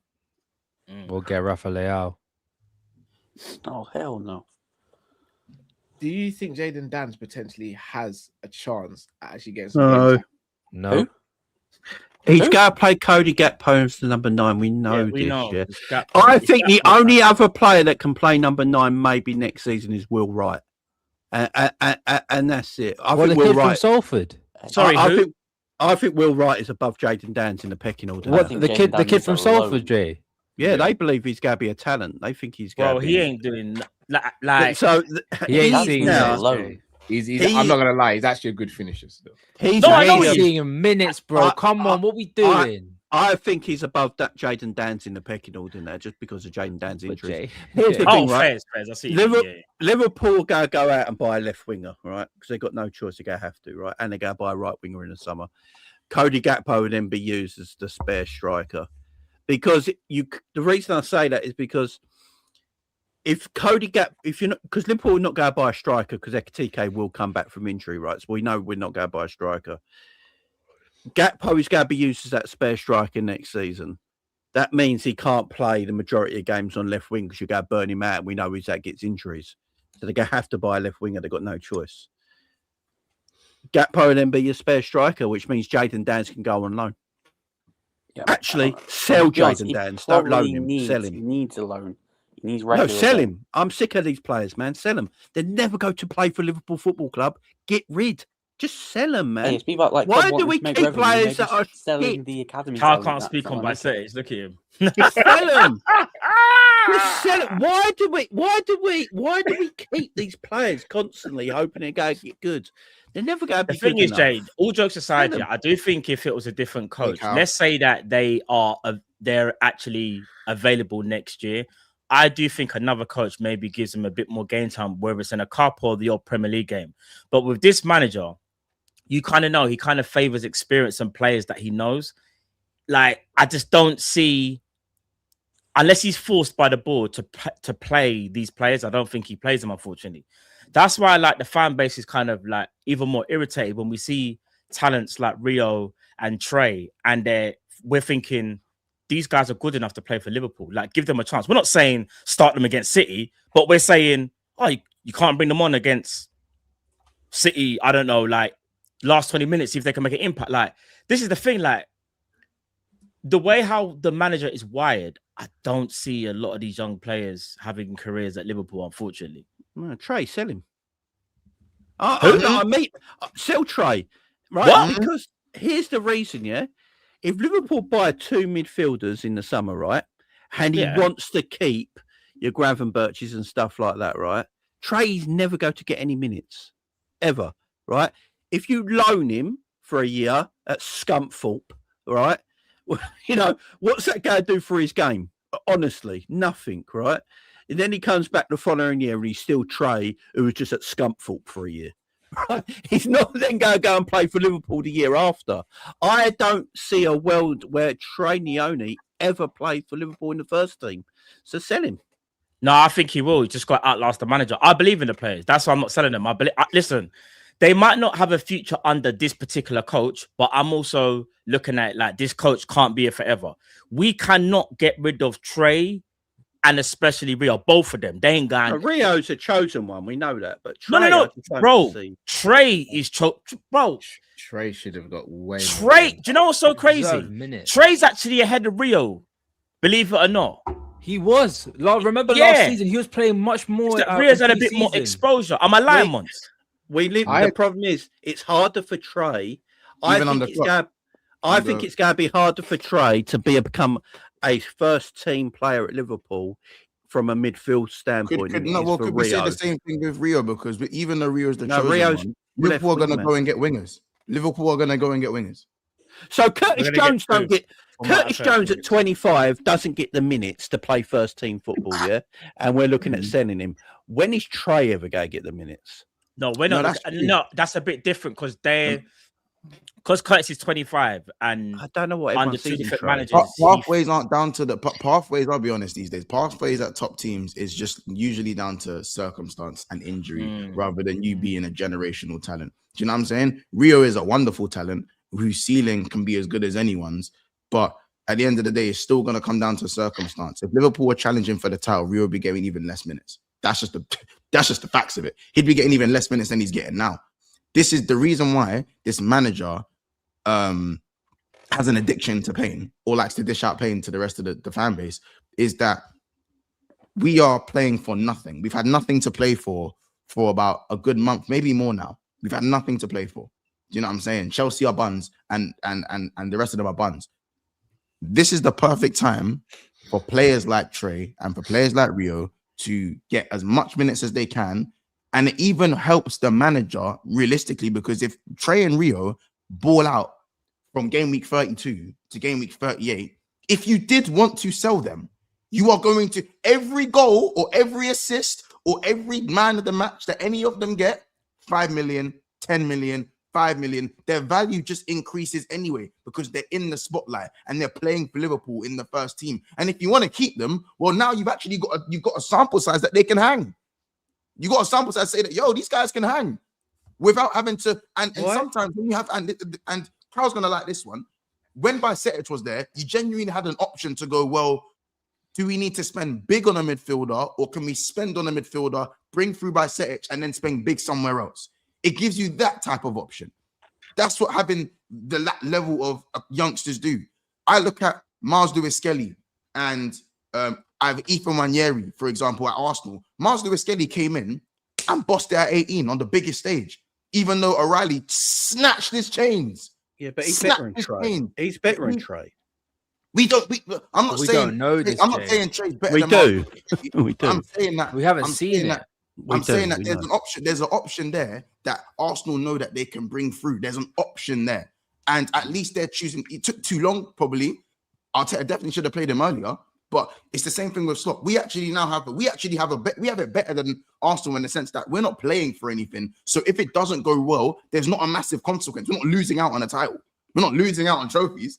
You know what I'm saying? Bring these guys through and we're shit, because we might not be shit next year. Yeah, we probably will be shit next year, but Liverpool are rarely shit for 2 seasons. We haven't been shit for 2 seasons in the last 12 years. I don't get the Trey love. Back to back. So I don't get you're doing the cutthroat approach. I get it. You're like kind of set them free for the betterment of their career rather than keeping them here. I understand what you're saying, but there's still time to play these guys and either get more value out of them or let them stay and carry on learning, bro. As I said, these are 2 supremely talented players. They're better than a lot of the academy players that we've had to sell, or the ones that came on against Chelsea and done their thing. That's what I think. But I'll give you an example, Jamie, just quickly. Yeah, you see, Mainu at Man United. Yeah, I'm not saying that he's going to be like him or as good as him, but what I'm saying is like Trey could be our version of a Mainu if given a chance. That doesn't mean to say that he plays every game, but you know, at a certain age, he doesn't have to play every game, but he can step up and do a job. And I think that's where the manager needs to start looking, because what's happened is, because he hasn't trusted other players other than the certified dons, he's now ran them certified dons into the ground. Hence why the fan base is now crashing out on Gravenmack. I don't think it's due to Gravenmack's talent. It's due to the fact of, bro, how can you play do you know how many games Liverpool play every year? And especially for McAllister, bro, he's played like in the Copa America. He's played in the World Cup. 2 mad seasons for Liverpool. Grav less so, but Grav wasn't even used to those type of minutes, especially when he's been on bench up buying. So again, I feel like it's having a knock-on effect on our seniors, man. I hear it. So in the summer, this is what we do. I give you Fabian Ruiz or Walton, or you keep Trey. We do both. No, because then we have too many midfielders and Trey still don't start minutes. No, McAllister needs to go to Botafogo. I said this. So let's say Liverpool buy Fabian Ruiz. Say Liverpool in a weird way buy Fabian Ruiz and Walton. You got Vert still. You got Szoboszlai still. You got Gravenberch still, and maybe where does Trey play? Where does Trey get his minutes? This is my issue. It's not for me in the cup games. I still think the cup games are perfect. Trey, so I'd say what's a bit more realistic. All right, say you bring in Walton, which sense. I think Liverpool after Walton. From what I know, and I said this on Monday, what I've been told, Curtis Jones right now is leaving. Yeah, that's what I've been told. Yeah, he is leaving. So Curtis Jones is leaving. McAllister could potentially leave. And obviously we don't know what's going to Endo. That's 3 midfielders that could potentially leave Liverpool this summer. So if you're bringing in Walton, Trey them moves out automatically. No, they got to bring in 3 midfielders. No, but I think Liverpool I don't even think Liverpool's probably going to. You know, we It's never already- do the whole. It's already If been you said. lose 3, you bring in 3. Liverpool Liv- normally do the whole. We lose 3 and bring in 2. It's already been said. Liverpool are buying Walton, and any other midfielders Liverpool buy this season would depend on sales. So if Liverpool sell 2 midfielders, they're buying 2 midfielders. This is what I'm trying to say to Was I everyone. going to sign this new contract or not? Everyone is big on Trey, yeah, right, and that's cool, yeah, that's great. What I'm trying to say is, if Liverpool carry on down the road of buying midfielders for what they need, where does Trey's minutes come from? Rio is easier to give minutes to because he's got one person in his way. Look how many games with Liverpool play. What I'm saying is, there's a reason why the fan base So is his crashing growth up. will never happen. No. It will, because Jay, how many games Liverpool play a season would you say roughly, guys? Like 50 odd games a season. 50 odd games a season. Bro, midfielders, especially midfielder in the engine room, you can't have a midfielder that plays like 50 odd. We've seen what's happened. I think you guys are missing the point. And Jay. injuries as well are going to happen as well. I don't agree. He's not talented. He's just not. He's not going to get the minutes. This is all I'm saying. I disagree with Jay in terms of saying sell him, but what I don't think you guys are comprehending. Jay, correct me if I'm wrong.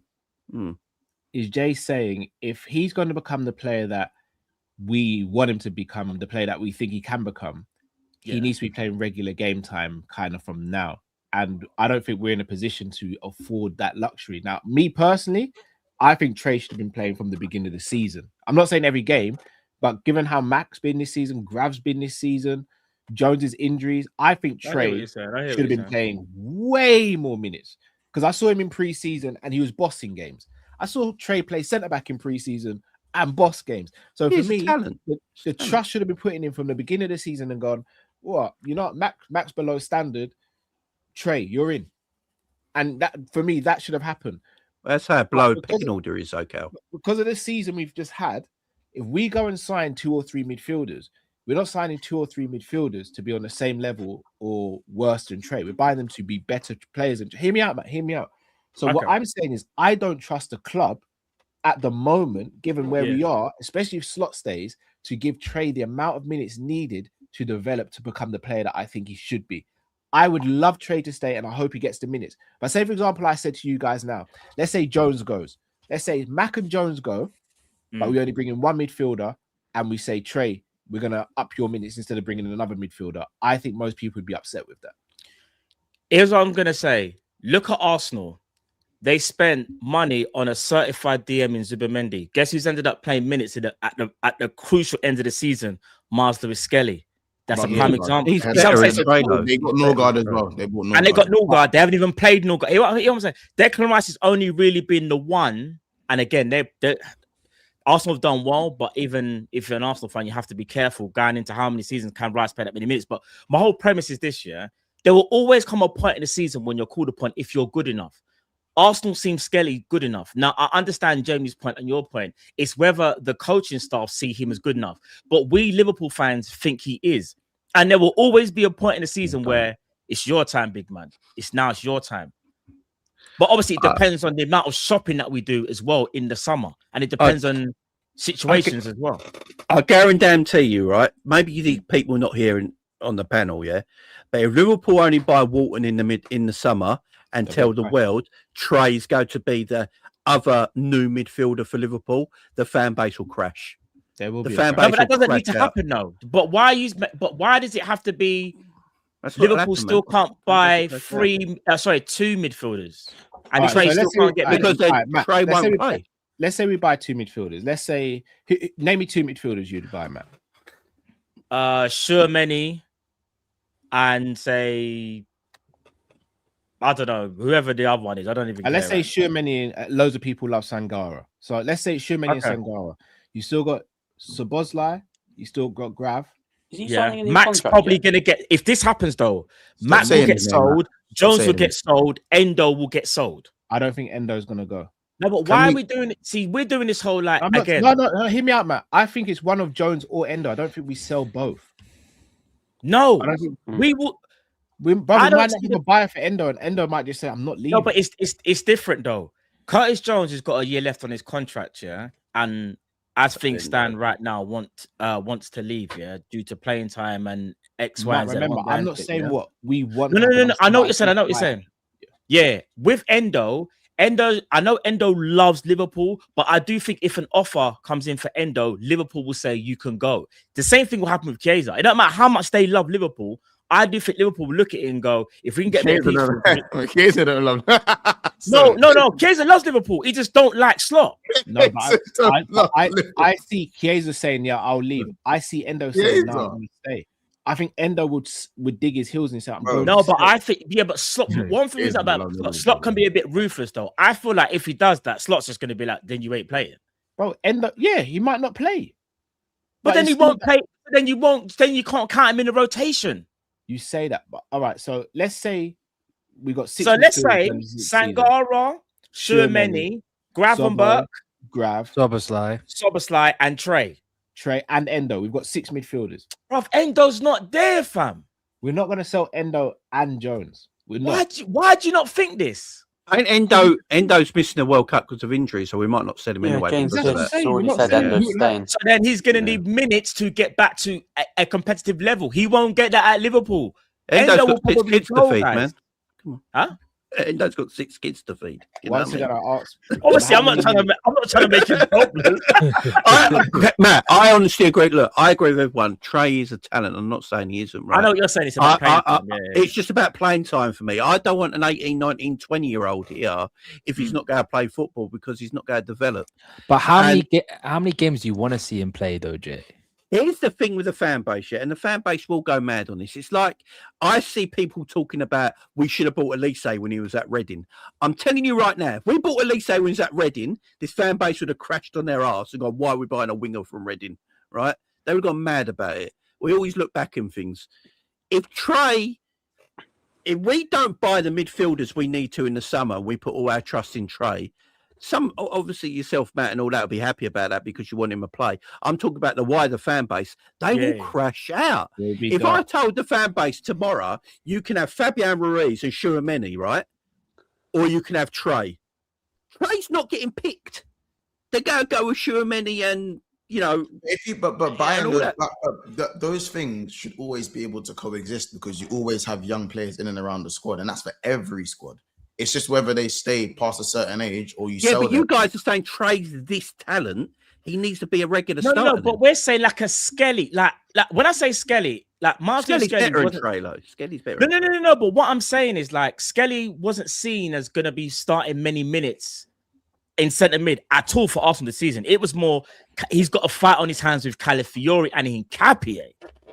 Do you see what I'm saying? You see how things can change though, Jay? Like injuries and suspensions, and you don't know. What I'm saying is, I think it's worth like holding on to Trey as long as possible to see whether he gets any minutes. Whether it's like I don't know, maybe he makes 20 appearances and he makes an impression. We don't know. Do you know what I mean? It's hard to say, but would you expect? Sorry, I'm going to quickly ask this to the panel. Yeah. Would you expect Trey to play the similar amount of minutes to what Jones did when he was coming through? I don't think he'll even get that amount of minutes. He should. But expectation count. Forget about slot and everything. The expectation. He should. We all agree, but he's not going to. All right, so let's say Jay's right. Here's the conundrum. If Slot stays, I don't think he gets minutes. If a new manager comes in, I think it's also unlikely that he gets many minutes because that new manager is going to have to hit the ground running. Harvey Elliott didn't get minutes under Slot. Jurgen Klopp wanted Harvey Elliott to replace Jordan Henderson. Yeah, he took Endo's spot. Oh, if Klopp's here, we're not. If Klopp's here, we're not even shocking. From within the house. Everyone forgets. I think Mont said this. Harvey Elliott took Jordan Henderson's spot under Klopp. Yeah, right. Yeah. Henderson was the Klopp cried when Elliott got injured, man. Klopp loved Harvey Elliott, yeah. Slot couldn't give a shit, right? He couldn't give a shit. He's actually still officially a Liverpool player, but he said he's a Villa player now. We don't talk about players that don't play here, right? They don't care about him. Why does he all go suddenly care about Trey? He wants the finished article. If Slot is manager here next season, he only wants finished articles. You know, it don't matter how bad Cody is. Rio can't get the minutes he deserves after having man of the match before. Trey should have been playing this season. Yeah, so no matter how talented we all think Trey is, and Trey's a good player, Trey for me should play over McAllister most of this season, right? Trey's a talented footballer. What I'm trying to say is, Slot, if he's our manager next season, wants finished products. If they're going to go into the market and buy 2 quality midfielders in the summer and only release 1 or 2, Trey is still like 5th or 6th choice, and is he going to get their minutes? Probably not. So for Trey's own well-being, for the talent he is, I'm like, release him. Like, don't keep talents and not use them. I hate that. Let these talents go and flourish and go elsewhere, and put 2 fingers up to the club and say, look, you should have used me. I'm really scared. I know you're going to wrap up now, Carl. I'm just going to say one last thing and that's it. I'm really scared this club is just going to get Wharton, and we're not going to get like the combative midfielder that needs to go alongside Wharton or just a different profile. I'm really worried about that, if I'm being honest. Agreed. Shout out to Sean. He says, my summer is goalkeeper Atubola from Freiburg. Never heard of or seen him play. He's a good goalkeeper. Hernandez from PSG, Kamara from Monaco, Wharton, Diamonde, Barcola, and Endrick on loan. Not Hernandez. Not Hernandez, nor Kunde. Unless that's Theo Hernandez, I don't want to hear it, blood. Yeah. Because it ain't Theo. By the way, if we do get Barcola, because I do have a feeling Liverpool go get Barcola and Diamonde. I don't know why. I just have this feeling, Rio's game time is 0 next season. I don't think it'll be 0, but it'll be cut down. But that's what I was trying to tell you about Trey though. Like I was like, if you have this opinion for the Trey thing, Jamie, the same thing can be applied to Rio. I said this already with Rio. I said it months ago. To be fair, Rio. Jamie did say that, Yeah, I said it months ago about Rio. Super talented player. Is he going to be allowed to flourish at Liverpool? Yeah. Have Sweet Dream says, what if PSG look at Pep? They might let Enrique go. They won't go international management. He's not doing club management. And plus, they will. Even if Pep is there, they'll be like, Enrique gave us our Champions League. They won't let him go. Pep's going nowhere, guys. He's going nowhere. I don't know. He ain't leaving on failure. I don't know about that, Jay. You really reckon he's going to let his apprentice win the league and then he just leaves? He ain't leaving them. Yeah. Big up Goda says, Cal, I watched you on the N show yesterday. Got a good idea of the type of player you prefer. The amount of times you mentioned Tekers over other qualities mentioned by Drift and Dean, I have to ask, are you sure Slot is not your man? Just hello. Hello. Very easy one. Firstly, he's Rams guy, so that's first. You don't deflect, bro. Answer the question, bro. Secondly, the qualities that D and Drift were mentioning were pace and strength. Now, with all due respect, Bowen is not as quick or as strong as Minter. Is anyone here starting Minter over Bowen for Liverpool Football Club? Nope. No, I've got a feeling we might go after Minter though. But none of us would make that move though, right? No. I'd have Bowen over Minter every day. You get Minter if like he's like your third choice winger or something like that. Everyone's thinking, and you're like, at least we got Minter. No, that. Matt, I wouldn't even send Minter to the shops. Do you know what I mean? I don't want that kind of player, man. I just genuinely, I personally believe this whole pace and power thing is very overrated as to what we need as a club going forward. Kvaratskhelia, Elise aren't as quick as players like Minter and all these other players, but they're 2 of the best in the world. You need pace and power, though. There's not people on this panel that would rather take Diamande over Craver, is there? Because that's mental. No one would take Diamande over Craver. I love Diamande. Or Matt, get me both of them. No, Craver's arguably the best player in the world. Shall I tell you what? I'm not doing the reductionist thing here, because if I said, would you rather Kvara or Minter, then that for me is a flat argument. I think using Bowen and Minter is a perfect way to actually convey my point here. I'm going to say one's homegrown. I'll big up Goda here. His way of using words is excellent, by the way. Oh yeah, brilliant. Goda's brilliant. Yeah, Goda's the guy. This whole narrative of we just need pace on the wing. We just need Rio is not beating players with pace. He's beating players by standing them up, using trickery and dribbling. You need both. You need both. And also, when's the last time you saw a team give us space in behind to utilize mad pace? So you wouldn't mind Conte Sal then, Cal?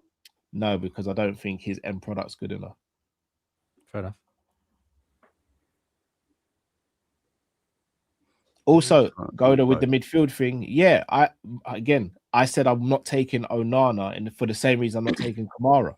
So not Camavinga, sorry, because what's this Onana stuff about, man? Because the injuries with I worked out yesterday. Drifting deep on Onana. Onana, I don't think Onana's better than Gravenberch. There you go, I said it. Bro, I'm not gonna lie, Onana is good, yeah, but I don't understand how Onana's suddenly this world-beating centre mid. Matt, is Onana any different to Gravenberch? Is he any better than Gravenberch? He's just more physical. He's more imposing. I'd say he probably better like from a defensive standpoint, but I literally said the way how we want to play. When teams are sitting off and you got to break teams down, what's Onana doing? If it was under Klopp, I would hear it. He's a good player, but I literally said yesterday, I'm not taking Onana for the same reason I'm not taking Camavinga. Onana is shocking on the ball. Onana, if I'm not mistaken, in the last few seasons has had like 8 or 9 muscle-related injuries. By the way, Villa happened when it comes to Liverpool?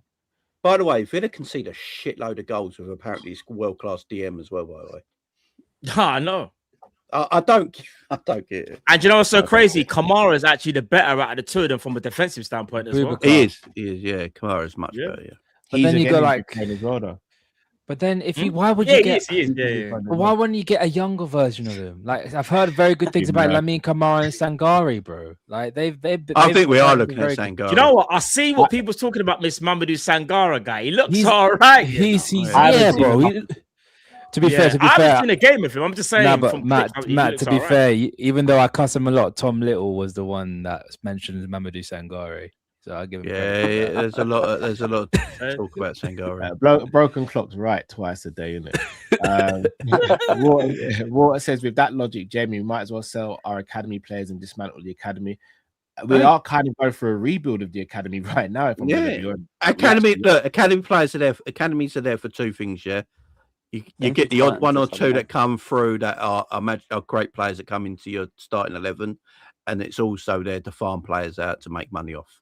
That is what academies are there for. Wait, Cal, what did you say about? Look at that Trent Doherty kid went off to Norway because he was never going to play. Yeah, Cal, it's just. What did you say about the academy, Cal? What we're revamping it again? Yeah, well, we just signed all those centre backs to go into the academy because we're pretty much running out of centre backs. We're going to have to sign some midfielders for the academy, which is what we've been trying to do. Forwards, we're probably going to have to. We are revamping the academy. There's high hope for the I think he's Austrian guy. What's his name? Ndukwi or something like that. Ndukwi. Yeah. He again. I don't want to do because we've done this with Vandenberg. No, there's another one. Billy the Kid. We've done all this. Yeah, we've done it all, man. He's like 6'5" and he's like 17. I've just seen something on Twitter that's really pissed me off, but we'll leave it for now. What can I stay? Is it Liverpool related? Yeah, can I stay? Is it confirmed now? Is it actually confirmed? Yeah, it looks like it. Yeah, Matt, you get your boy stays, bro. Are we crashing out because Kanate might be staying? Yeah, man. 2 people on the panel will. Wow. I forget. Monts, we got some good news for you, Monts. Look at him, bro. Look at him. All right, let me screenshot this, bro. Give me a sec. Nah, Monts, I'm not gonna lie. This is disgusting behavior. Disgusting. Our speaker's Monts right now. Yeah, you man can have your bozo in it. You man love Black Africans, innit? I get it. Get me off this screen, bro. Get me off the screen, bro. No, Cal, he's French, bro. What happened? What's? I'm wait. I better see that announcement video about Kanate today on your channel once. No, it's just from Paul Ghost. All it says is Liverpool are not looking to make a move for Marcos Senesi, with Ibrahima Kanate close to a new long-term deal at Anfield. With Virgil van Dijk still at the club and Giovanni Leone set to be joined by Jeremy Jacquet next season, Anfield figures have stressed that they are well set in the centre-back department. I agree. Next season, Kanate, Van Dijk, Jacquet, and Leone, and then Gomez still kicking around. Man, Mont's got that Jacquet. You don't look. If you sign Virgil up, you don't. If you sign Virgil up, you don't need to buy a new centre back in the summer. Yeah, I get that. I'm just hoping if Leone reaches the potential that people say, I'm going to be so shameless next season. I'm going to be so shameless. Is everyone when Virgil leaves right at the end of next summer? Right? Is We're screwed, everyone on, yeah. is everyone on Yeah, the panel yeah. very happy being Kanate being the senior centre back at Liverpool? You're Nope. not the only one. No, but he can't be the only one. Why is it the pressure now? It has to be No, him because- and No, because he's the senior figure at the moment, apart from Virgil. yeah. But I feel like you think need. Yeah. I'm cool with Kanate, but you need a different profile next to him. Remember, listen. I'm just gonna say one Upamecano's defender. overtaking him. Was that sorry? Upamecano's overtaking him. Overtaking who? Can I? Ask Upamecano how he dealt with Kvaratskhelia last You night. see what happened to Upamecano in his Champions League? I- Over the 2 legs against PSG. You saw what happened to him, right? Sorry, by the way, I just want to clear up. Does Oh, anyone think we didn't play against PSG ourselves. Okay. can I? Oh, sorry. Can I just ask one question before I wrap up? Does anyone think that Diaz was better than Cravo last night, or is that No one does, surely. Does anyone still want to doubt me when I speak about William Pacho? Hey, just wanna now put my name out there. Pacho was cold. Does anyone want to doubt me when I yesterday. talk about centre backs? When I said about Pacho from like 2 seasons ago, and everyone said I was crazy. I hear it. Yeah, a broken clock's right twice a day. Nah, it's not, Mons. It's not. I'll tell you, there's a centre back. There's a centre back in the world that no one Told talks man about Pacho. You told me about Viper. That's one player. Sorry. I'm lashing. That's one player. I'm lashing. Is this what we do? Is this what we do? I'm lashing. Is this what we do? do? This is what we do. This is what we do. I'm Fair, Matt. This is what we do. I hear it. I woke up on the wrong side of the bed today. I'm lashing. I hear it. Don't worry, Mons. I'll get the files ready for you. Don't worry. Don't worry. People, we are gonna wrap up here. That is actually a decent player. No, that actually was a decent player. It's not gonna. By the way, I did saw you what see you how said good- about ping pong as well. I see what you're doing. Did you see how cold Marquinhos was with a midfielder at right back next to him? No issues, yeah. No issues. Yeah, but Zaire Emery is a very talented footballer. No, It's yeah, the but it's a way how- midfielder at right I back. mean, Diaz made it's him not feel like- like a dog, though. He did at one point. But then after that, he didn't really do much though. And then he After did that, nothing. though. I think Diaz beat him multiple times. It's just you know when Diaz does the high and wide thing where he's not again. That was the problem with Diaz. Even though you see No, the there was no problems with Diaz. In 90 minutes, you'll see the best and worst of World him. class. No, of course not, Mons. Diaz is the best left winger to ever play for Liverpool Football Club, according to most now that he's left. Respect Yeah. it, now. No, we He's shouldn't. the Have, best. two things can be true. Like we was better off probably not selling him, but he's not. Like, come on, No, man. Like we're doing it. He's the greatest left back we've ever seen, bro. Left back is crazy. Left winger, sorry. If we had stayed, we would have won the league. We would have walked it with Diaz. Did it? By the way, I don't think anyone got what I was saying about Marquinhos. Had a midfielder at right back next to him, yeah, and he dealt with the whole PSG attack, yeah. Or he could have done better with Kane's goal, though. I'll just say that. It's the 93rd minute, man. Yeah, I'm just saying, like, he didn't seem to have an issue with not having a fullback next to him. Both those centre backs. And do you know what I want to add as well? This is what saying. happens when your midfielders actually midfield, aka Joao Neves and Vitinha. They actually control the game. Look what happened. They don't concede as many goals. Yeah, no DM. Big up. It's so crazy how Pacho and Kvaratskhelia were both linked to Liverpool. And we Well, chose so to Sob just will be sit right back and back do next nothing. year. I don't think Crab was ever linked to Liverpool. Yeah, but He was. Matt, Austin. but Matt, it was so we went in too late, bro. Because PSG already did the groundwork. Nah, we just like, didn't bother. months We just prior. got to hold our hands up and say we didn't bother. We didn't do nothing. No, bro, When they did the Pacho months. and Crapper were available, we said we're good. Cavara wanted to PSG only, bro. It's good. Did. We moved too late. No, David Allison also said FSG was selling, and that never. And my owners are never selling up. I don't believe we're selling anything, man. Jay, tell the people where they can find you and support you, please, bro. Yeah, Liverpool Chats TV and on Big Up tonight as well. Via 10 Kopish. p.m. 10 p.m. Come on. Well, no football talk, guys. No football talk. Indeed. Months. What about tell the people where they can find and support you, bro? BSB, as you guys know, and gonna go on Rant's show in about 20 minutes from now. And yeah, I think we got a show a bit later today at 7:30. And yeah, that's about it for me. So yeah, man. Oh, and some more comedy stuff was dropped as well, so you might catch me on there as well. Sweet. Oh, sick. Luke, tell the people where they can find and support you, bro. Well, I say that you can find me on my channel, but I don't really post on there anymore. So you'll find me on the Sanderson show. Matt's big up for the watch-alongs and Kop-ish occasionally when I'm not working. So that's where you can find me. Indeed. And Ram, what about yourself, bro? You can find me on the Ram stand. We're doing some content tomorrow regarding Liverpool. So bizarre. I'm gonna move past what you just Hold on, said. what did I say? What did I hear? Did you say Soberslide? I didn't think. The only player that played well at Old Trafford. That was Yeah, I hear such a dickhead thing to do. Like, Matt, you got anything on your channel today? No, nothing today. Obviously, Kop-ish tomorrow on my No, personal we channel. got preview. We got preview. Oh yeah. I'm going mad. We got preview tonight, innit? Yeah. Got preview tonight on my own channel though. El Clasico on Sunday though. Nice. Oh, Yeah, Matt, yeah. have you seen 30 million Real Madrid fans have signed a petition to get Mbappe out of the club? I think it's 18, but yes, it's No, it's crazy. got up to 30 today, I apparently. was going to flipping hell, bro. I'm actually No, going to do a members Hey, video. Mbappe, I'm gonna Liverpool do a I can't members- wait for that game. Matt, do you remember a couple of years ago when I said Mbappe's a club killer? But you know, I've seen. I'm not trying to. It might actually be Let me right, not no, say it now. might- Let me not say Yeah, now. yeah. I'm going to do a members video on this. So Yeah, because I'm gonna. Yeah. And Mourinho has said basically if he goes back to Madrid, he don't want certain players there, does he? It's mad because there's. Anyway, there. No, let me know. I'm about to go live over on the Sanderson show straight after this, so you'll be redirected over there, please, people, for the UFC 328 preview and prediction show. And then, as we said, we're going to be back here on Kopish at 6 p.m. and then we'll be on Jamie's Big Up channel at 10 p.m. as well. But you know what?